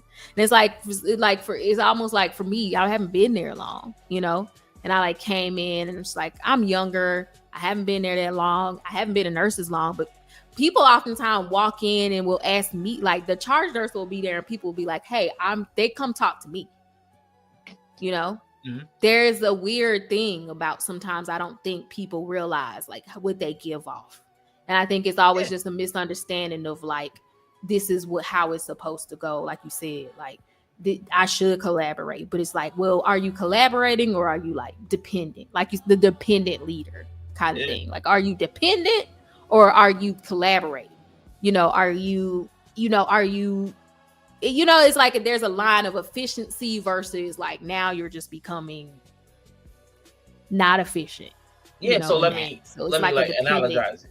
That's why I like dependent leader. I like dependent leader because that feels perfect for her energy. Like she has the stuff, but she's also very dependent in ways that seem like a little off. Yeah. It's off-putting because it's a nerf. It's a personal nerf. But the personal nerf is what the environment requires. Because if you don't, then you're arrogant or you're condescending. So like people have to choose. You have to choose your suck. So like your people are going to be rubbed the wrong way by you one way or the other. So the Stephen A. Smith thing, he's the dependent leader too. So he's got the big voice, the big podcast. People are paying attention. He says stuff. Whether he's right or wrong, he takes a lead position. He'll put himself out there. So that's a lead position, right? He says something that is demonstrably and provably true, but it was about a black woman. So he gets attacked. Everybody's like, you can't talk about black women because this is black women. You just can't say anything as a black man about black women. Okay, cool. That's one side, and we understand that ideology. Then the other side is like, but he didn't say anything wrong. But because he's a dependent leader, he goes and apologizes. And now everybody's put off. There's the people that are mad because he said something. They're never going to change their mind. Because they're like, you said something about black women. Yeah, that's how you now there's people like, well, you caved to the woke DEI when you weren't wrong in the first place. And then he spoke against Trump because the other side said, well, you don't talk about Trump like this. So now he has no. He did his Jordan Peterson where he just ended up nothing. No position. But he became the dependent leader. You got this prominent position, but then you took no position. And now you're offensive. And don't want to run across nobody desk. Well, he ain't talking about Jesus, so he ain't gonna run across no desk. But yeah, same phenomenon basically. Yeah. You were exposed as having no real position. Yeah, and that's what your girl needs to do. She needs to take that position, even though she doesn't have the corporate authority. She has the competent authority, and because she doesn't carry it, it's offensive. Yeah, it's weird. It's like, so what are you? You know, it's like to a certain degree. After you get to a certain level of responsibility, I think once, like we were talking about, some people like moving in obscurity. They don't want to do it, but it's like weaponizing incompetence. Yeah, with a certain level of responsibility, though, I think people will look at you weird if you don't have a position. And I think that's kind of like, now that you say it, I think that's what's weird about it. It's like, okay, you're choosing to be a travel nurse. You've been doing this 30 years. That's definitely a choice. That's a choice. Yes. You know, like if you wanted to slide under the radar, it's like, if you wanted to slide under the radar and not have to be adaptable or be able to be like, yeah, I know my shit, you could have just been a staff nurse somewhere. It's like, there are some things you choose that require a position, and you can't do that song and dance, you know, or you will be exposed as having no real position, and then that'll be offensive. So I think now that you say it, I think that's kind of what is happening. Like people are kind of offended, and I'm like, dang, it's tough out here. Like people are offended. Like she need to go on somewhere. But it's like the same energy for the men. It's like, well, because you can't advance in the system. Like, you know, you're behind, we're more educated, we're this, we're that. Something's wrong with you. You're the dependent leader. Like, you need too much to be telling us what to do. Yeah. So it's that same energy, but it's a function of the environment. It's not a function of the person. Yeah, some type of archetype that like processes the environment in that way. Versus some other types will process because it nurse people. It nurse people for commodification. The system said I cannot compensate you if I keep you low, no matter what your level is, no matter your seniority, no matter your expertise. The more I can suppress your wages, because if you get a title, I've got to pay you more. If I give you more, and that's the whole thing with the traveler. Like you're a traveler. Like that's a title you put on, which means you get the big bucks. The hospital's paying you more than their staff. You know, you're getting sometimes twice the amount what a staff person is making, which means you're supposed to be coming in knowing your shit because you also only gonna get 2 days of training. You know, everybody knows that. Everybody knows that's the title of travel. So that's y'all setup. That's y'all's. Gotcha. Yes, that's why you get the big bucks. Because the hospital can just pull you off the street and you supposed to come in and know your shit enough to like, I just need to know where everything at. I need to know what system y'all using and I'm good. Like that's how you supposed to be. Got you. Okay. I was processing the travel nurse the same way substitute teachers are. They don't get paid as much staff. They get paid like twice. Staff. I got you. Yeah, they get paid twice over. Like twice what a staff nurse makes sometimes. Okay. Yeah. So now people are offended. Yeah, that's even worse. They're offended. They're like, you need too much fucking help. Cause now that's super dependent leader. Like, are you playing? Are you playing with us? Because I be giving you all this help, and you making twice what I'm making right now. Right. Yeah. Nah. I'm with you. They like high level mercenary. Yeah. They supposed to be able to just have you come fill in the gaps. Yeah, I'm thinking like a float or a temp or substitute teacher. They all get paid less, but y'all get paid. Well, I like it. You're a travel nurse. You gotta have that. You're supposed to be expert in your field. You're supposed to be able to know enough. You should have enough experience to know generally how it works, no matter where you go. Because it's plug and play. Yeah, you plug and play. You over here playing in our face. That'd be even more offensive. Yeah. Yep. Like signing LeBron to it. He passing the ball. Oh, yeah. So, yeah, I think that's like, but I don't know. So, okay, in your experience with now that you have a better idea of what I'm like talking about, how would you process that person probably? Take it from your shadow self or it's a posturing that she's doing though. Like I can't believe she's this clueless. I just don't think she's playing. Like I don't think she's pretending to be incompetent. That's a confidence thing. Because even taking it back to the dudes thing, it's like even if a dude is competent, they may not feel like their role is secure. So it's like once you lose that confidence, like you have to ask, well, can I lead? You know, like, well, y'all don't let me lead. Like, so there's a exactly that's that disgust. That disgust that comes up. It's that thing. So there's a level of where confidence is necessary, and it would be required. So she would need to be empowered. But you'd have to ask questions. Well, if this is the role she chose, why does she need to constantly be empowered? So it's like the dudes. Damn, like how much empowerment you fucking need? Right. If I want to be the provider, I want to be. But if you want to be the provider, but I got to call to get your job. You know what I'm saying? Like, if a woman has to empower you to like completely put you in the position, then she's the king. Yeah. So I'm like, dang, 30 years ain't enough, bitch. Yeah. So that's something with her. That's the personal thing. Yeah, but that's why I feel like it applies across a lot of things. I've seen it, like, it does. Just people in general be like, why people talk to me this way? Because you act like, you act like you don't know nothing. I know you know. I feel like you know stuff, but like you posture yourself in a way that seems like you don't know stuff. And I don't know if you think that's collaboration or if like you just think that's how you play. That's how it goes. Yeah, people don't respect people that play themselves small. Yeah, but I think they think playing themselves small is like fitting in. They're trying to fit in. Or go unnoticed. Like that's typically there's only a couple reasons to make yourself smaller, so that you can fit, or so that you're invisible. Like that's like you're shrinking. So I want to hide it, or I want to make sure it fits. I want to fold it so it stacks neatly. Yeah. But I think that's I just find that the way a lot of men do that too, though. A lot of men do that too. And sometimes I don't know how to take it because I'm like, I feel like you know this stuff. Yeah. Like just as an adult, like sometimes you just like, there's no way you don't have some idea of this stuff. There's no way you haven't seen this stuff. But you're acting like it's the first time you're seeing it. Yeah. And then it makes me question if you really are competent. And I hate to question if you're competent. Right. Because you should be based off what you're doing. Competent.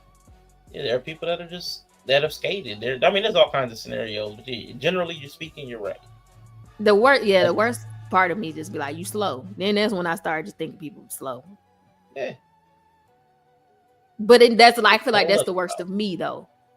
Now there's a whole other problem. You know, you try to give people the benefit of the doubt, but the math doesn't math to me. So then that's when I started being like, what's going on here? But I come to your conclusion. It's like a lack of self-confidence. I don't know why. Yeah. But and even if they're completely confident, but they're not confident like socially, because I'm confident that I know my stuff, but I don't feel confident that I won't get rejected if I show my stuff here. I may know it, but if I show it, I may get. There's that thing. I've even had that on this channel. Like there are people that have like, well, I don't. Y'all be talking about like I can't remember the verbiage they use, but I can think of at least 3 different people that kind of felt they made it sound like they were intellectually intimidated to be over here. And it's like we had conversations about bus stuff. Like, what are you talking about? Right, like we be. But and that's the thing, though. It's like, and that's cool. Like I'm cool with people being like something about this makes me feel. But it's like, well, I also like.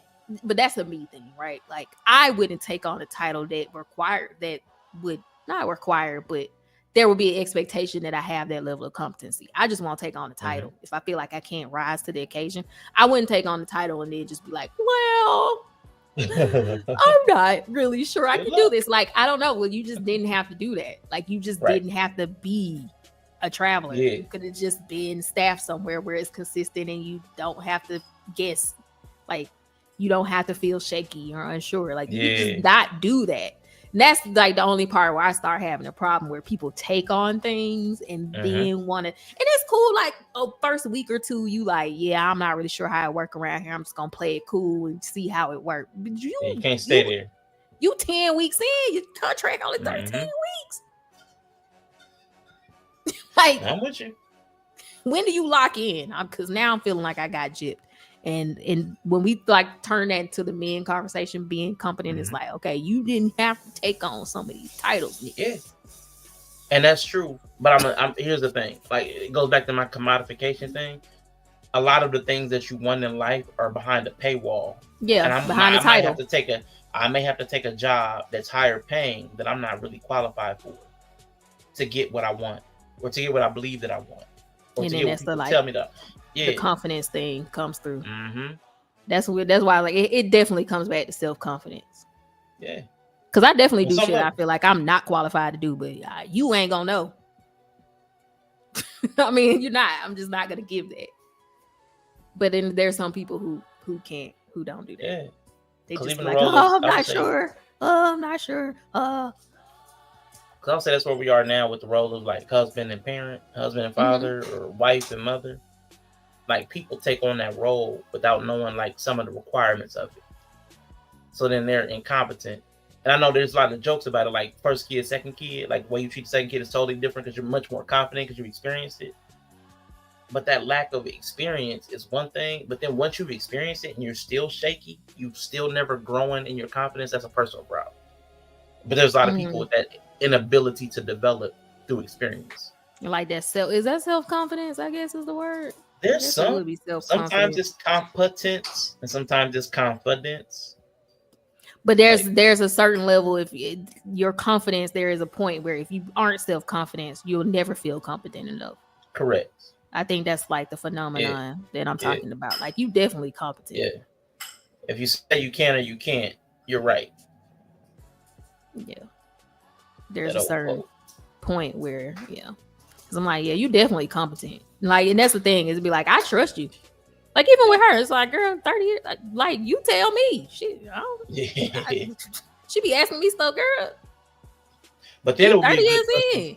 Like, and that's where you end up with those good. If you can get the person to talk, you end up with really great conversations when you find out why. Like, hey, listen, I noticed like you ask a lot about. I'm not saying that you should do this, but I'm just saying in general, when you get behind the wall, like a vulnerability of somebody like that, you can find out some really. It can be horrific, but they've got some really intense. So it's something there. That's why I'd be like, I'm curious. Like like something happened. You killed somebody? Yeah, sometimes. Somebody died in your care? Yeah. Man, Yella was coaching up this dude something crazy the other day on the basketball game. He's like, nah, man, you got this, you're good, but you gotta attack, man. Nah, you the best on the court. You got, it was just like 15, 20 minutes straight. Whole game gassing him up. I was like, dang. But that's what that limitation that you impose on yourself puts a burden on other people. And other people, yeah. Through the lens of a relationship, it's like it's neediness. I was just watching this insecure neediness because she kept needing reassurance. It weighs on everybody else. Yeah, everybody. It taxes. It's an energy drain. You become an energy vampire. And I think people have a reasonable feel for like an amount that they feel like, okay, that's reasonable. Like I think people are reasonable. Yep. There's an intuitive. Yeah. I've heard somebody 20 years in a relationship, you still need me to reassure you, man. Yeah. Yep. Crash out. I'm crashing out, bro. 10 years, I'm crashing out. Yeah. So this is just certain reassurances I'm not giving you after 10 years. Yeah, I can see there may be new ones. Yeah, there's gonna be new ones that like bring up. There's certain reassurances you not getting after 10 years. Nah, if I want my reassurance after 10 years, I want my 10-year re-up, but it ain't gonna be like daily. It might daily, like often. That's what I'm saying. It's like often, constantly. Yeah, if you still need it often after 10 years, it's a problem. But like I might like 10 years, like you still find me hot? You know, we don't smash like we used to smash. You can work out. Oh. Fair, that's fair. Things that can reasonably change over course of time. I'm okay with you wanting reassurance about it. Okay. No, you can work out. But my reassurance is I'm not leaving you. Yeah, that's dumb. There you go. Super reasonable. But jarring. See, not a good angel. But jarring. Not gonna be a good angel negotiator. No. Yo, that's crazy. But I'm gonna be here. I promise. Nah, but that's a solid reassurance. But it won't be good enough for everybody. I want somebody just to be here. I want you to want me. Okay, well. Okay, well, lose that weight and we'll revisit this conversation. See you in 3 months, kiddo. I'm not leaving. Progress. I don't find you attractive. We'll revisit this when you do the thing. How about that? Well, do you want me to want you? Then you know what to do. You know what to do. I don't know what else you want me to say. Should be reassuring that I'm honest. Yeah, no, that's dope. That's dope. It should, but that's the thing. But it's like, it is tiring. I think, but that's the thing. Yeah. Even when we have these conversations with men in certain tasks, it's like, I don't need to reassure you after some point. It's reasonable, like, it's reasonable to some degree. Like, okay, I'm new to this. 3 diapers. You don't have to walk me through the diaper change after I've done it 3 times. Because now I feel like you just want me there. I don't know if it's an emotional support thing or you just want me to feel the stress you feel from the wall of awful of the task. Yeah. If you try to offload that onto me, like energetically by interrupting me to like make me go watch you do the thing, I don't know. But then also though, like there is a way to segue out of that. Like if you have been in a trainee role, like you were new here, when you first, like, back to the nurse thing, but like to take it out of the household division of tasks, but it's like you were new. You did not know how things went, and that's cool. So like, it's reasonable for you to have had a lot of questions, at first. But at some point, I expect to see you transition out of that space. Mm-hmm. Like I don't want you to stay there the whole. You can't stay there the whole 13 weeks, bro. Yeah, you gotta mature. Yeah, you only hear. Yeah, you only hear 13 weeks. After week 3, leave me alone. Yeah. Figure it out. Mm-hmm. You know where everything at. You know how to find the policies. Yeah. Like, I expect maybe some questions about the computer if you've never used the system. That's cool. Mm-hmm. But I don't bro, like, stop asking me that. You still asking me how often you got a chart Pitocin? That never changes. That literally never changes. Now, I will say, now this is completely ungeneral. This is very kind of specific, and I'm not saying this is your person, but I also know after a certain amount of time in life, you start to second guess yourself. Because I'm in that phase of life where you start to doubt your own faculties more than you ever had, and it becomes like it becomes recursive. It becomes like it builds upon itself, like compounding. So I think I see now. I'm at the beginning stages of where like a 60-something-year-old, where they don't trust anything they do and they're really nervous and like dementia stuff. I can see how they end up there, where they like, I must have lost it. Like, no, because the glass is on top of your head. Exactly. For 20 minutes. Yeah, but then once you stack a few of those occasions on top of each other, and you start to doubt your own sanity sometimes. And I do wonder after 30 years if there's a point where your brain loses elasticity and you don't rebound the same after a mistake. And then they start to compound. Like, then go be somebody's staff nurse. Like my charge nurses, they and they at the same place. They ain't got to learn new, you know what I'm saying? It's like, do old nurse stuff. Be in the same place all the time so you can get muscle memory of your job. Yep. Maybe travel nursing is the young nurses game, and that's all I'm saying. I think most good structures have space for all the phases of a person, but it's like we got to like also hold people accountable for stepping into phases and titles. Yes. And then putting the burden on everybody else to like, because they lack the confidence, and it's like, and that's cool, but like, you ain't have to do this. Yeah, our systems are built to prop people up that lack confidence or incompetent. We'll keep people in a position that don't need to be where they are.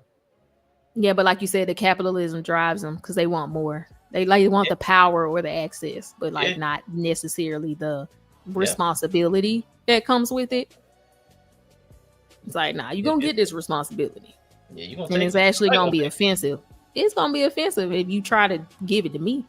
Yeah. I guess that's how the ecosystem balances it out too, because it'll turn people against you for being an undue burden on them because they're carrying more weight than they should. So that will like socially force you out, or it will raise other people's competence. And everybody will see, well, this other person has to do more work than, let's say, Jessica. Like, why didn't Jessica have to do any of this stuff? She's a travel nurse. And the other people will get raises or promotions because everybody can recognize their competence. Or it's going to be a mutiny and you get thrown out. Yeah, just in some way, the ecosystem will police itself. Then what is the ecosystem policing itself against with these incompetent men? I think that is going to, like, the overthrow, like, it's going to lead to the revolution because the system has rejected them. And that's okay. So let me go. I got like 7 last points with the red pill. And this next one, the stone that the builders rejected. So the red pill are literally, that ideology is the rejected man, not just by women, but by systems, by leaders, by peers. And that's the core of the incel energy. So that also would talk about, that's why the revolution would have to happen, because they've been rejected everywhere. And that's part of that identity or ideology. And that's what would have to get resolved. That feeling rejected, that feeling disenfranchised, that feeling othered, that left behind, all that stuff, the loneliness crisis, all of that stuff is going to have to be resolved. That's like their hope that the stone that's rejected becomes the cornerstone. Right. And that's what everybody, well, men built, remember Kevin Samuels' time, men built society, men built, blah, blah, blah. So it's the rejected stone does believe it's the cornerstone, but we also are going to have the integrity of a cornerstone too. Yeah. And all y'all can't be the cornerstone. And we're not there yet. Because there's a lot of crumbly stones. A lot of you a crumbly stone. Out of corner. Yeah. So I mean, there's going to have to be a reformation of men so that they have the integrity to hold up if weights put on them. 2 walls. 2 walls. Not one. You want to be in the corner? Cute. Please go in the corner. Actually, yes. Be in the corner.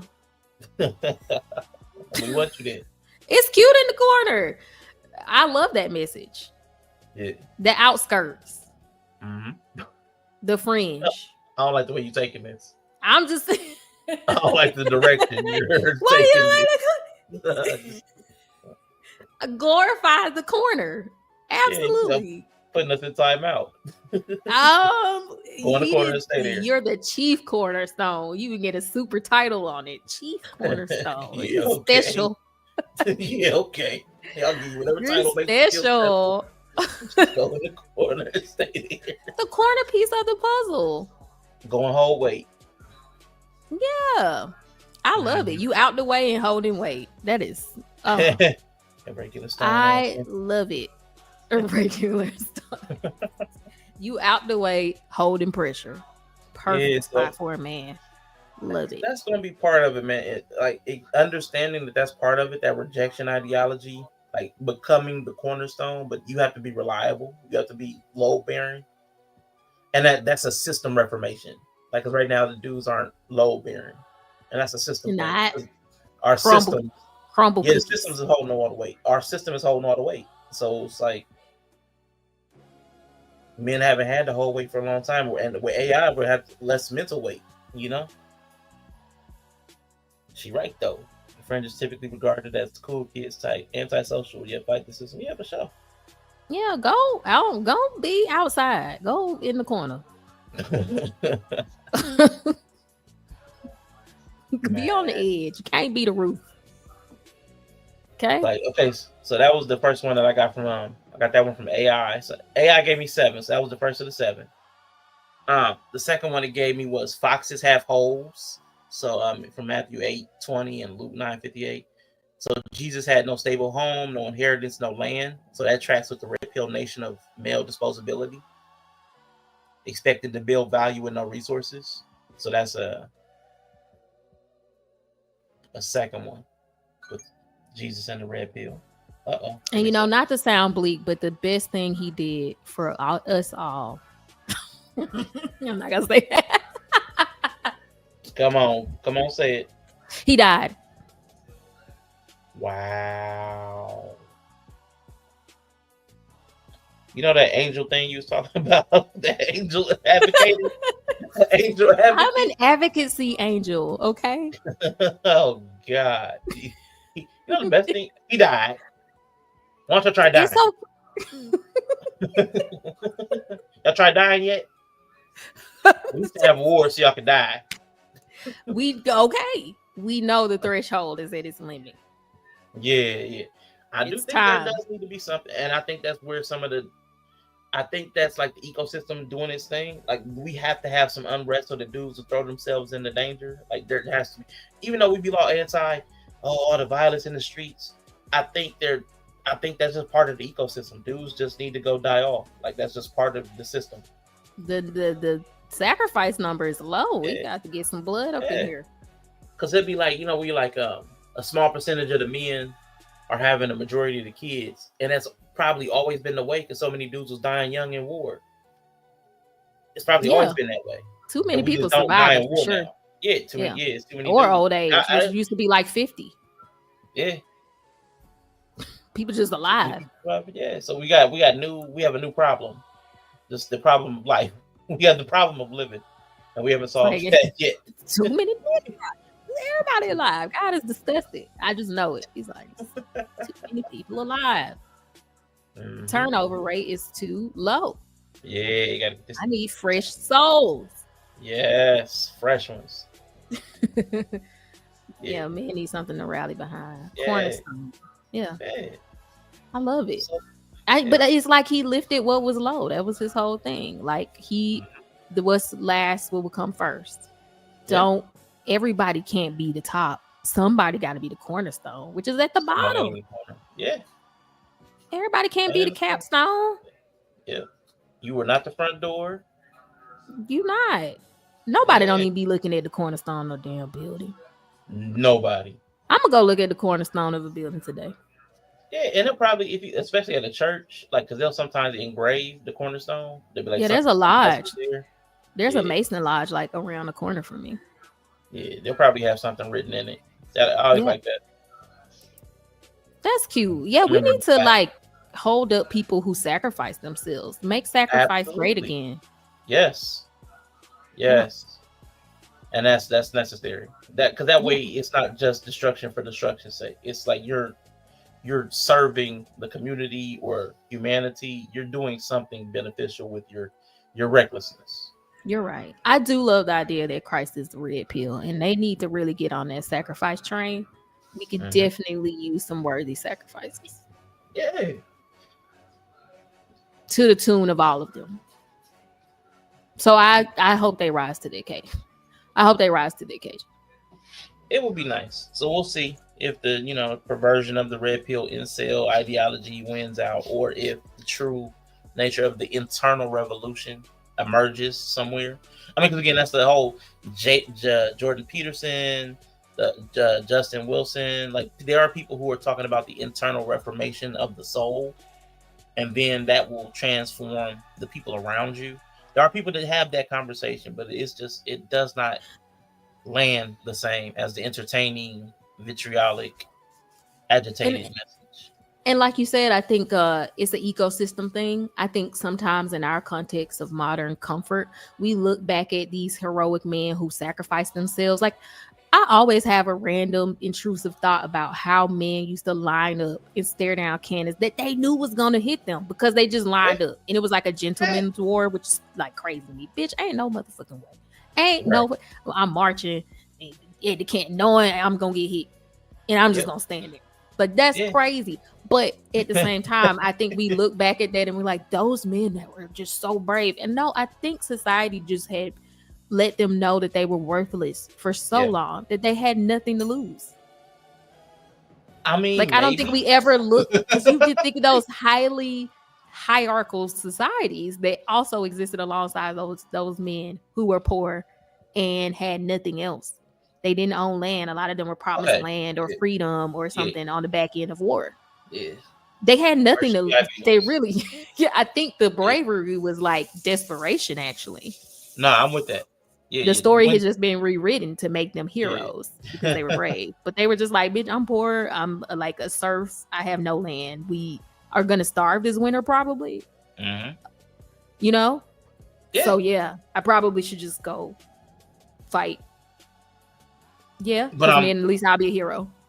I'm with that though. But I think that goes back to the whole, I think it was David and like the whole reframing. I think the narrative matters. I think the narrative matters as much or more than the actual behavior.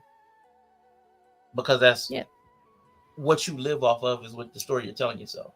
Yeah. So if you can get if you can get some dudes that are just gonna be reckless anyway and probably end up like just throwing themselves off a cliff off of some stupidity, some stupid dare, some stupid bet, or eat themselves anyway because of nihilism and hopelessness. Yeah. Do it for your country. Do it for your country. Yes.